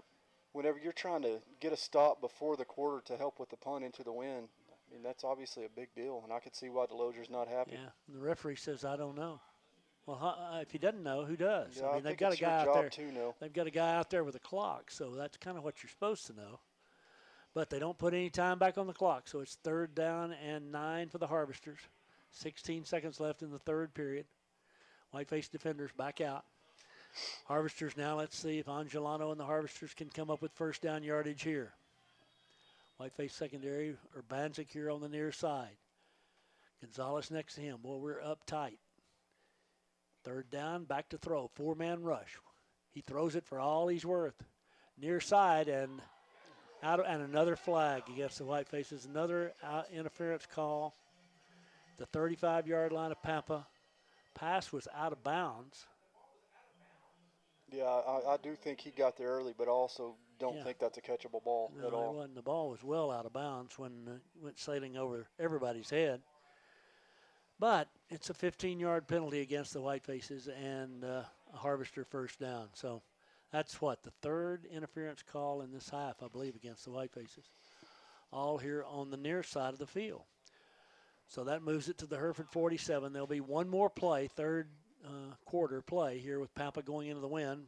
10 seconds remaining in the period. They lead 35-10. Have the ball at the 47 of Hereford. Wide side left. 4 wide outs, 1st down play. Going to give it to the tailback. He runs left side, bounces through one tackler, but now down at the 43-yard line. Hereford's into the field. Good job by the Whitefaces. Yeah, for as much as we've struggled this evening with tackling, they definitely rallied around and made some great tackles there. Fletcher, Penalber, and Cassius. Time ends in the 3rd quarter. 35-10 Pampa. We're back at Harvester Field in 1 minute.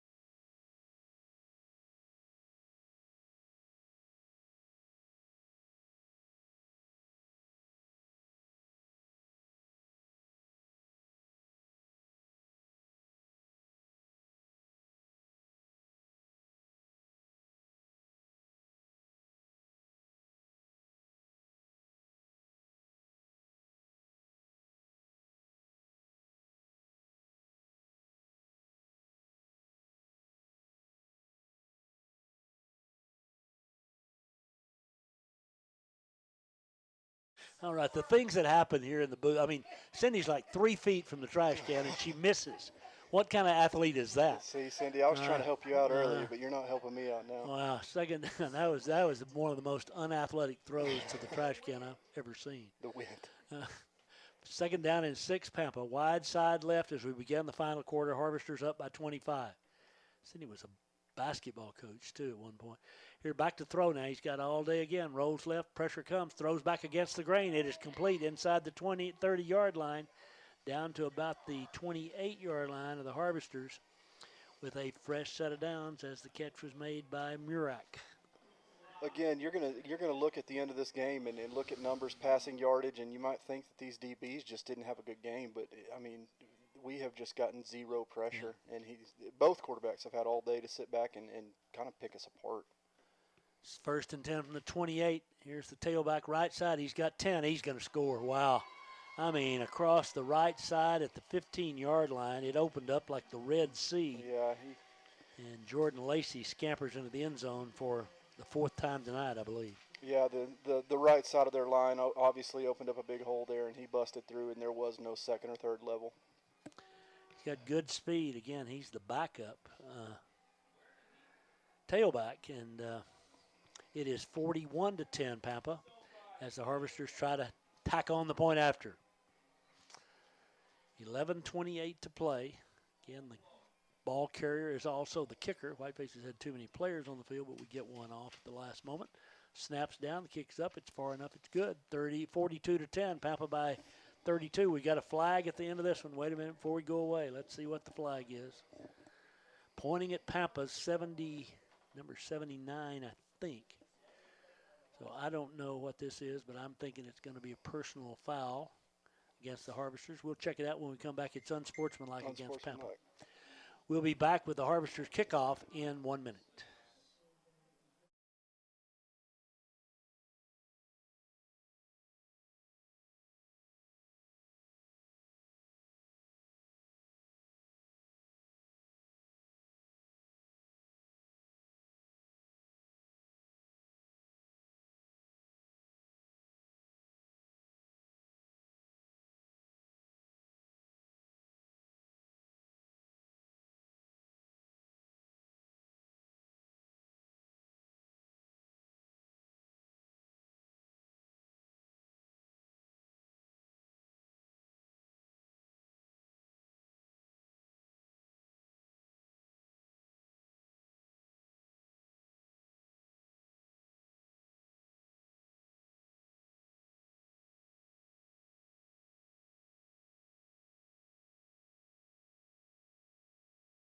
All right, 11:28 to play, 42-10 Pampa. They got a 15-yard unsportsmanlike conduct, mouthing basically is what it's called, and moves it from the 40 back to the 25 for the kickoff. But again, they're kicking with the wind, so it'll be interesting to see here how deep he can kick it and what we do with it.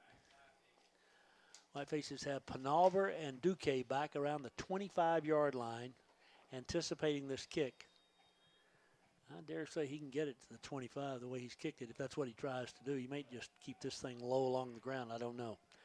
Harvesters in control of the Whitefaces here early. Whoops, ball blew off the tee. It's a false start. A whiff, Cindy said. Cindy knows a lot about whiffs. Yeah.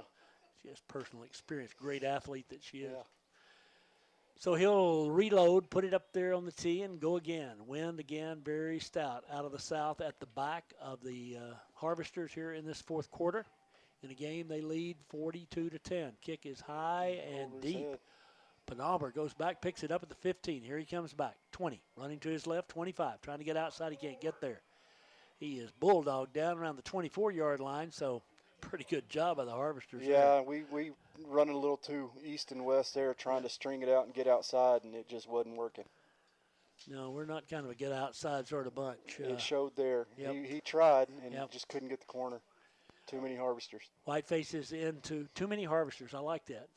Cindy pointed out, too, she's really high on this. She's big on fun facts.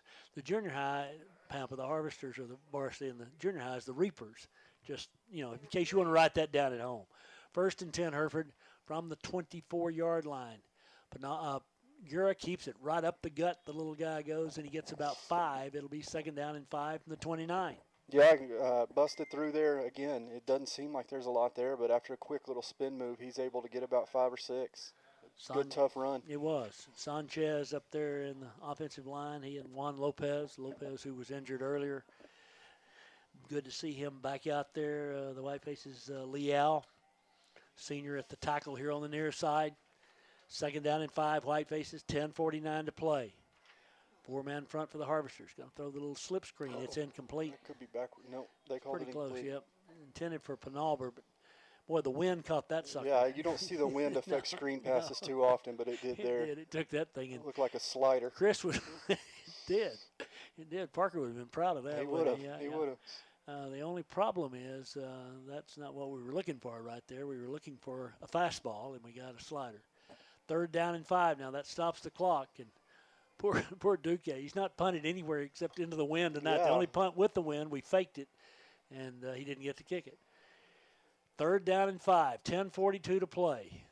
Whitefaces, quarterback keeps it up the middle. He's hit, nowhere to go. Yeah, nothing doing there. They were all sitting there waiting on poor Mr. Guerra. No gain, 4th down, and punt time for the Whitefaces. Yeah, I think we may have gone to the well one too many times there. They were definitely expecting gear up the middle, and that's what they got. Well, unfortunately, just had nothing going. The wind just so limits what we can do as far as throwing the ball down the field, and the Harvesters. Well, you throw the wind in, and then just a lack of protection that we've had tonight. There's just no time. Yep, that's exactly right. Ramirez is the deep snapper. Duque the kicker. Here's the snap, and it's good, and the kick is low and hits at the 45 of Hereford, bounces up to midfield now back the other way. I think he touched it. No, he didn't. Slade Rodriguez downs it. It rolled back to the 48. Looked kind of like, if you remember the Packers and the Cowboys and the Falcons, it was that sort of punt. Except that was a kickoff, of course. But, yeah. Now I got you. Rolling sideways. I thought we were talking more AFL days or something like that for a little bit. Again, in all honesty, it's not a pretty punt by any means, but it's extremely effective considering the wind that he's punting into. He's done a great job tonight. He really has. From the 48 of Hereford, though, 1st and 10 Pampa, they lead 42-10, 9:55 to play. Here's the little hitch pass out here. He's to the 45 of Hereford. The 40 finally down, close to a first down, if not a first down. That's Ramirez on the tackle for Hereford, along with Santos. Yeah, good. They really had that blocked well out here, but Ramirez able to fight through his block and make a good play. Unfortunately, it was after the first down. They'd gotten the first down, but again, a great play by him. Harvesters have how many first downs on the night, Cindy? I can't see all of a sudden. 21. 1st and 10 from the Hereford 38. New tailback, he finds a seam up the middle, and he gets another 10 yards plus inside the 30 down to the 28. We were just kind of hanging on for dear life. As on his first carry of the night, the new tailback for the Harvesters gives them a fresh set of downs. Yeah, Jacoby Carroll, I think that's his first carry of the night, but he looked good there. Again, I think that's tailback number 3, and he can run it. 1st and 10 from the Hereford 28. Harvesters with the football and the football game, quarterback keeper. Little delay up the middle, and he's going to be drugged down by Solorzano and friends down around the 24-yard line, a gain of another 5 or so. Whitefaces got some help there from, I think that was Zaid Cruz who was in on the tackle as well. 2nd and 6. Harvesters to the line, wide side right. Shotgun formation. 40-second clock down to 15 now, 8:41 left to play. Tomorrow, just before 1, the Whitefaces will play volleyball at Lubbock Cooper against San Angelo. We'll be there to broadcast that, assuming we get home in time. There's a deep throw to the end zone. There is a no flag this time. Yeah, it was actually the official that Coach Delozier talked to didn't throw the flag. Yeah, it was great coverage, and for once we were actually rewarded for it. Yep, we were. That was Dante Santos, the junior, on the coverage here on the near side. It is 3rd down and 6 for the Harvesters. Up 42-10, Pampa is. They're at the Hereford 24-yard line, wide side right. Angelano, the quarterback. 8:27 left in the ball game. He steps up to the line of scrimmage and changes the play. Got to snap it pretty quick here, get a delay of game, and he does. And he's back to throw, and here comes the rush, and they throw the screen, and we're not home, and he's at the 15, the 10, and the flag comes down. This one's coming back as the Harvesters get whistled for a hold back around the 20-yard line, I think. Yeah, they just run that little tunnel screen again, and again, tons of space there, but it looks like there was a reason there was so much space. Move it 10 yards from the spot of the foul, which I think is around the 20-yard line. I don't know. The flag's actually back around the 23. Let's see as he marks it off. Yeah, I think it's going to be about a 3rd and 15, somewhere in there. Going to move it back to the 33. And we're going to call it 3rd and 14 and a half. Just so you don't have to say 15. Exactly. 8:19 to play. 3rd down and 15, we'll call it. There you go. For the Harvesters. They're at the Hereford 34-yard line. Angelano now, they bring the starting tailback back in. That's good. And Jordan Lacey, who has been a thorn in our side all night long, is lined up on the left side of the quarterback. That's the short side of the field. Going to throw. Here comes the all-out blitz. They pick it up. He's got time. He throws over the middle late. It's to the 25, down to the 23. Short of the first down. Going to bring up 4th down. That's a tackle made by Solorzano. And again, in there on the stop was Hereford's Zaid Cruz. 4th and 4. What do they do? Kick it? Go for Yeah, it. it's going to be interesting to see. They're going to go. The Shoot, I hope they get this. Leading 42 to 10. Yeah. It's very important that Pampa pick up a first down here on 4th and 4 from the Hereford 23-yard line. Back to throw. Here comes the blitz. Get him. Had a shot at him. He steps away. He's going to run. He's going to get the first down. He's going to get a touchdown. Angelano runs it in on 4th down to make it 48 to 10, Pampa. And the Harvesters with 7:21 left lead it by 38 points. Yeah, we look like we got pressure there. He just was able to slip through, and by the time he busted through the line, there was just nobody home. His second rushing touchdown of the night. His second rushing touchdown. He's thrown for a couple. Harvesters now lead it 48 to 10. Tell you what, I mean, it's their field and their deal. Well, they 4th and 4. I mean, a field goal would have been just fine. Here's the kick down and up and good. 49-10 Pampa will have their kickoff with 7:21 left in the night. Their kickoff from the Harvesters in 1 minute.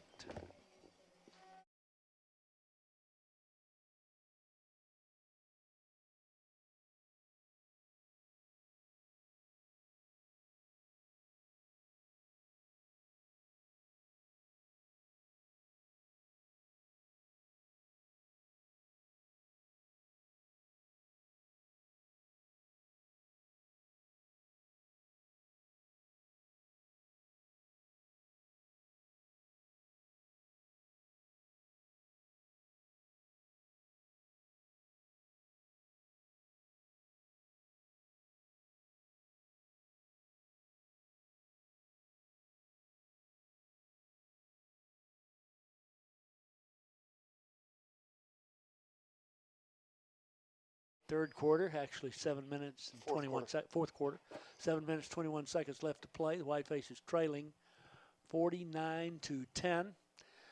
Harvesters will kick with a wind as they scored on 4th down there. Quarterback scramble to make it a 39-point lead. Yeah, I guess whenever they threw attempted the long touchdown going up 42 to 10, they didn't get it, so they decided to go for it on 4th down instead. They did. Kickoff goes into and out the backside of the end zone. Whitefaces will start from the 25. And again, for the balance of the night, we're heading into the breeze. And the breeze has not lessened a tad. It hasn't. It's crazy. It's 9:30 and it's still that flag's 50 foot long and it is stiff. I think it's 100 now. It's kind of been stretched by the night. It's a big flag. Whitefaces with a football. Harvesters with their 8th win of the season against a lone loss, setting up their showdown with Dumas next Friday night. And again, Dumas was leading Canyon at the half, 13-0. Whitefaces out over the football here to begin this possession from their 25-yard line. Oscar Guerra, who's going to be one tired puppy when this night's over, lowers his shoulder and goes off the left side and gets about 2. It'll be 2nd down and 8. Yeah, you're right. He is going to be tired and sore in the morning, but he is. I tell you what, every time I see him play, I just come away more impressed. He is all heart and he is fun to watch. 7 minutes left to go. Isaac Moreno, the center for the Whitefaces. Penalba brings the play in, 2nd and 8. Inside 7 minutes to go. Cindy's got the numbers all added up here. The numbers, though, are pretty much in favor of the guys with the 49 points here tonight, as you might imagine. Oscar alone in the backfield now. I think he'll throw this time or try to. He's back. He's got a little time. Throws it out here. Overthrown again and intended for Duque. And it'll be 3rd down and 8. I think that's another example. Just not even a deep ball. I mean, it looked like a little 3-yard out route. And Garrett had good zip on it, but you just don't see the wind affect short passes like that the way it is. Just sailed over Duque's head, and then Duque got shoved in the back. Whitefaces bring 2 receivers to the near side, 3 actually, the near side of the field, 1 to the short side on 3rd down and 7. Oscar back to throw. Going to run the draw instead. Up the middle, he'll not get there. He'll get short of the 30. That'll leave him 5 yards short of the first down, and the Whitefaces will have to punt it away here. Harvesters have a player slow to get up. Yeah, I think it's pretty easy to see that they're keying on that draw now. Yep. We've been pretty successful with it for the first 3 quarters, but they've caught on to it, and they're playing for it now. That's their big defensive tackle out there. Again, 6 minutes to go and a 39-point lead. Now he's shaking up. You might wonder what we're doing here. Yeah, they exactly. kind of got a big game next week, too. Yep, kind of do. Back to punt is Duque again for the 6th time tonight, all 6 into the wind. Going to have to hurry here to get this thing. We have to take a timeout. 5:51 left. Hereford down 49-10. Back 30 seconds.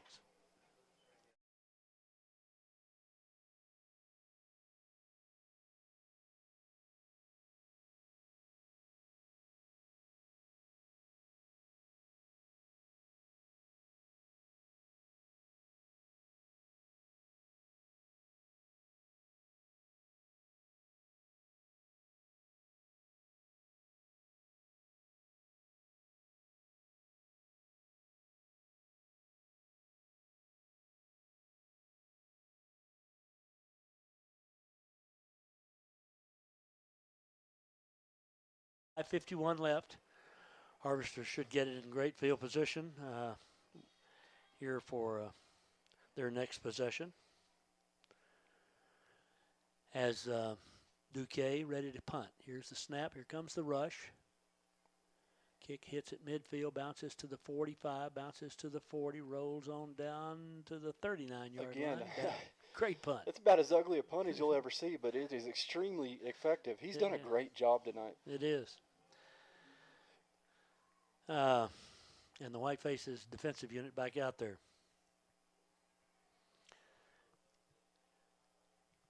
Well, I don't know. Harvesters still have who's their backup quarterback, but he's been the quarterback because the starter got hurt earlier in the night. He's been the quarterback since the first quarter.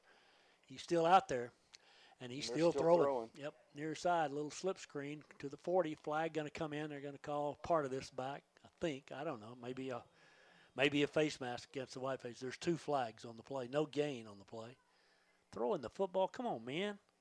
Yeah, it doesn't make a lot of sense to me, up 49-10 with 5 minutes left in the game. I understand you have the win, but... Yep. Now they're going to walk off a penalty here and now move it back from the 39 to the 29, and it'll be 1st and 20 for the Harvesters after the holding call. Especially, these guys have a chance to play for a district championship next week. You'd think they'd be doing everything just to get out of here and move on. You'd be wrong. Yeah. Whitefaces defensive unit as Angelano now. 4 wideouts on first down. He's going to run the quarterback draw, and he's going to get hit short of the 30, and he's going to be tackled. Nice play in the open field. It really was. No gain on the play. Rangel with a good job, Lucas. He met him in the hole and made a great open field tackle. Good play. 2nd down and 20 for the Harvesters now. Clock running with 4:55 and counting. Ball at the 29-yard line on Pampa's end of the field. 49-10. Pampa's 8th win of the season. Hereford will be 3-5 with Canyon left next Friday night. I just looked. It's with 2 minutes and 15 seconds left. Canyon's up 23-9 over Dumas. Really? I thought it was 13-0 at the half, wasn't it? Oh, I'm sorry. Dumas is up on Canyon. Okay, sorry. Okay, Dumas is up. All right. Here's the slant pass. It's complete up to the 42. Gain of about 12 on the play. It'll be 3rd down and 8 for the Harvesters. 4:20 left to play. Chunk it. Yeah, it makes a lot of sense, doesn't it? It does. Whitefaces defensive unit now on 3rd down, and we'll call it 7. Wide side right for the Harvesters. 4 minutes left in the ball game. Still in the shotgun formation and the throwing situation here, I guess. Yep, he's going to throw. Back, he's looking. Now he throws it deep, throws a home run ball. Down the field, the Whitefaces fight it all the way. It'll be 4th down. You got to be kidding me. Threw the deep pass here on the near side. It'll be 4th down and 7. Are they going to punt? Yeah, yeah. 3:47 left. I tell you, folks, football's football, and, winning's winning, but there's a time and a place for everything, and this is neither the time nor the place, in my humble opinion, to be throwing deep. Well, I'm a firm believer that karma's undefeated, and it may not happen tonight, but this kind of stuff comes back, and they'll pay for it at some point, and I hope it's against the Whitefaces. Yep. They're in punt formation here, I think. Yep, going to punt it. Almost blocked. Nearly got it, but it's a booming punt. Going to hit at the 5-yard line and roll into the end zone. Hudson Wood, it went over his head. Fortunately, the wind and the carry, it put it back in the end zone, and it'll be 1st and 10 for the Whitefaces out at the 20-yard line. And we have 3:39 left in this ball game. Pampa's leading 49-10, and the Whitefaces driving into the wind. This has been a long game, hasn't it? Seems long anyway. 9:35. I guess we've seen longer. Whiteface volleyball tomorrow again. The tennis team just demolished Argyle today to advance into the 3rd round of the tennis playoffs. Great job, Coach Crouch and the guys and gals. Here we go, first down, Hereford. Left side, not much doing. Ran a little back inside handoff there. That's It looks Garcia. like we have Garcia and Yep. a quarterback making a change there. Gerardo, a junior, 2nd and 7. Clock running with 3:20 left to play in the ball game. Whitefaces back at home next Friday night against Canyon. And then the playoffs the following week against, I don't know that we know at this point. Well, we don't know at this point. I don't even know who's leading down in that part of the world. But we'll play the district champion unless we defeat Canyon at home next week. Dumas handing it to Canyon tonight. Here's quarterback Garcia. He's hit in the backfield, and he'll not get maybe back to the line of scrimmage no more. I don't think he even got that. Yeah, No. not much going there. Lost a yard. 3rd down and 8 for the Whitefaces. 2:45 run clock run. Whitefaces trying to end this thing and get on the bus and get home. Well, it's been a long night. Harvesters have totally dominated the Whitefaces. They really have. It's it started early and it's continued throughout, unfortunately. Garcia now brings them up. Looking over the defense, wide side to his left. Takes the snap. He's going to throw. He's a lefty. Throws it long out there. Got a man there. And again, the wind just carried. It was intended for Duque, and the ball was to the far hash, and it just sailed on him. And now, poor Jose Duque. He's like, come on, man. I'm kicking into the wind again. I think this is about the 12th time, isn't it? It's the 7th, I believe. Well, none of them with the wind. No. He's 0 for in with the wind tonight. His 7th punt, I believe, of the ball game. Is that right, Cindy? Something like that. Harvesters with 2:12 left should get it in good field position. What, Cindy? 7th punt. This one's high, and it hangs in the wind. It hits at the 30. Good bounce. It bounces up to the 35, up to the 40. It rolls, and it's down there. So it'll be 1st and 10 Harvesters, down by Urbanzik. Harvesters with the football, 2:02 left to play, and a 49-10 lead. Looks like they're making a change at quarterback. Yeah, they are. They're going to make a change at quarterback here. Well, it's good. I mean, they feel comfortable doing so with 2:02 left to play, no doubt. Harvesters 8-1 for the year.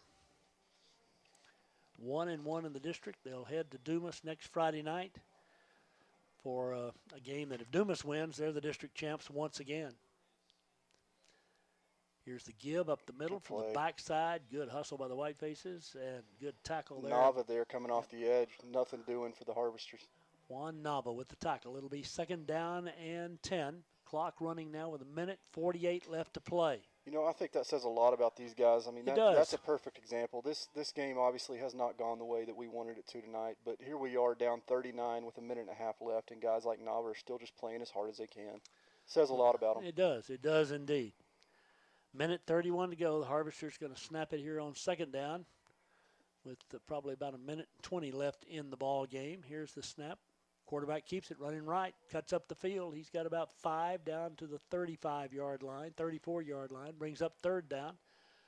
Whitefaces with a couple of subs out there as well, and the tackle made on the far side that time by Rodriguez. Hoven Rodriguez. Yeah, it was a great tackle. It was. He was out there in space and able to bring him down. Nothing easy about it.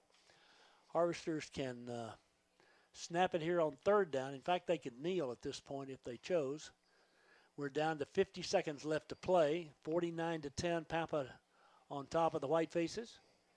And the Harvesters at the Hereford 34-yard line. Again, the 40-second clock's going to run all the way inside 40 seconds to play. So this could be the final play if the quarterback keeps it, runs, and gets a first down, I believe, at the 29-yard line. He does. Running to his left that time. Whitefaces make the stop. That's Duque among the tacklers. I think it's Duque. I still can't get him to turn where I can see. Nope, that's the aforementioned Javan Rodriguez. All right, Chris, that's going to do it. They don't have to snap it again, and hopefully they won't. Yeah, you would think. I mean, well, with the last 3 minutes, Yeah. who knows? But it does look like they're going to walk off and call it a night. 49-10, the Harvesters on top of the Whitefaces, and Pampa now 8-1, 1-1, as they defeat the Whitefaces here this evening on their home field. Yeah, obviously, I mean, you can look at the scoreboard and see it. Just we didn't have much going for us tonight, and like I said earlier, it really started up front on both sides. Unfortunately, kind of got beat both ways there. But even on hard nights like this, it's like I said there in one of the last plays. Guys played hard. They continue to play hard. I think that says a lot about the players and the coaches. Yeah, the players walk out and line up and about 10 yards apart and wave at each other in this COVID life we live after tackling each other for 4 quarters. So 49-10, Pampa wins it. We'll take a 30-second break. Cindy's adding up some numbers. We'll be back here in Pampa in 30 seconds.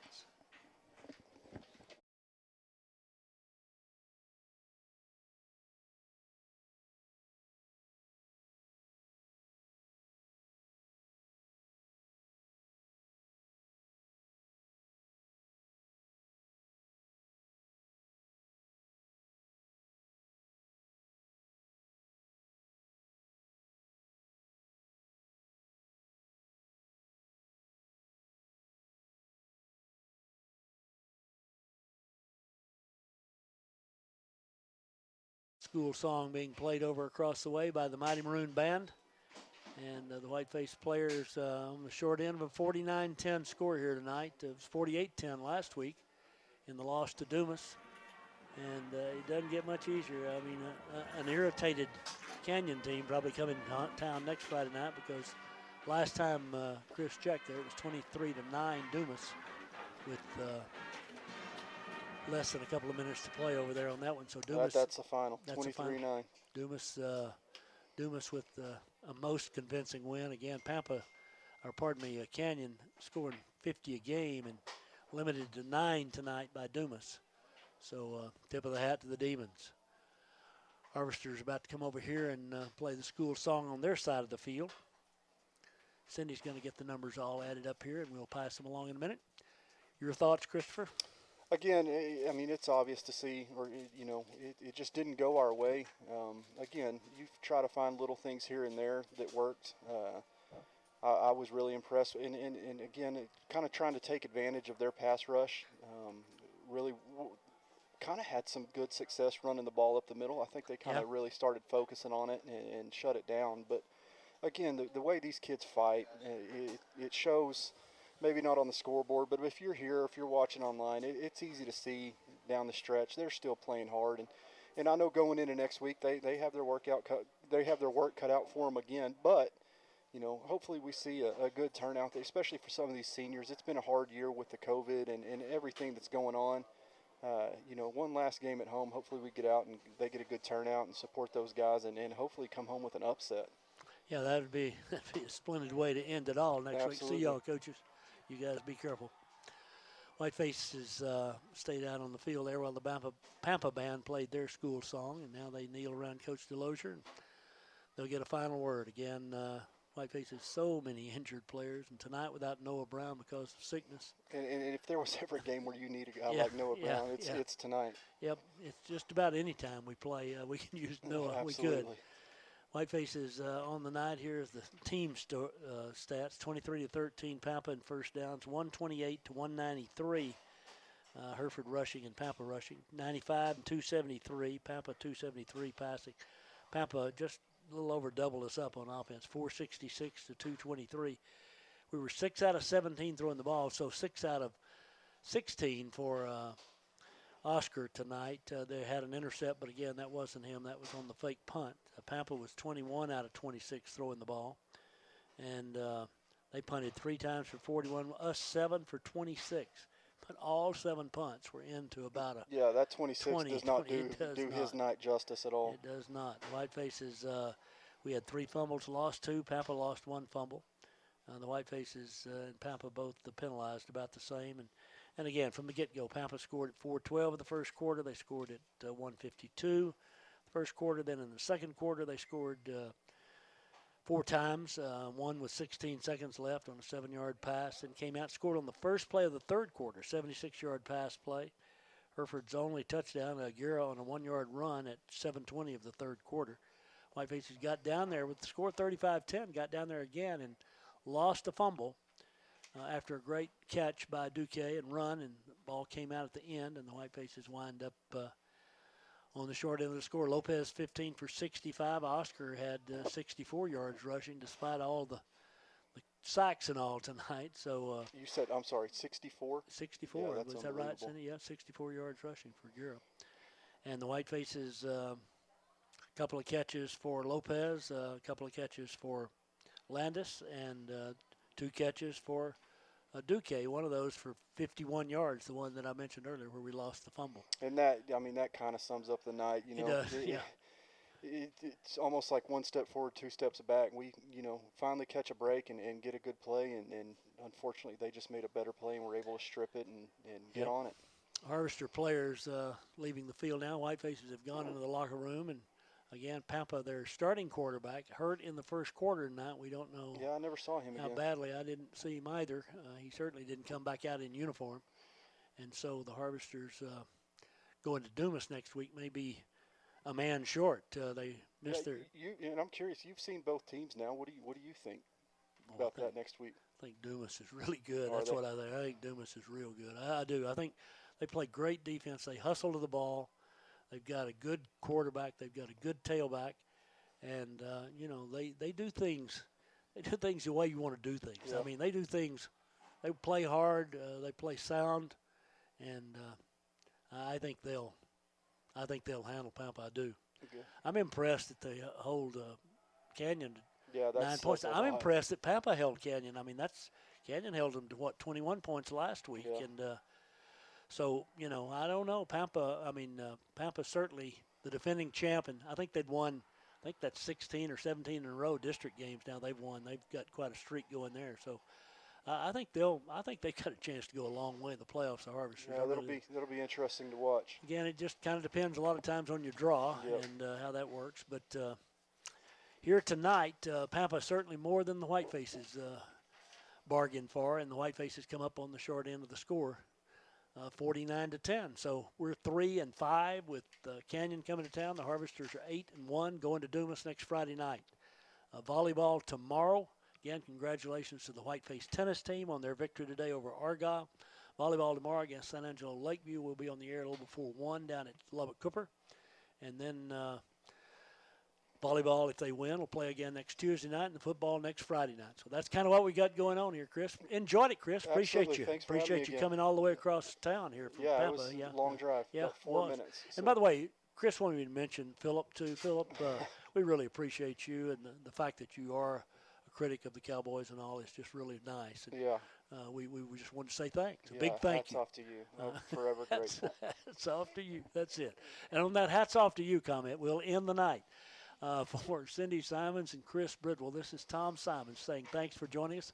We'll have Whiteface Volleyball tomorrow afternoon live from Lubbock Cooper just a little before 1 o'clock. Thanks for listening in tonight. We'll see you tomorrow.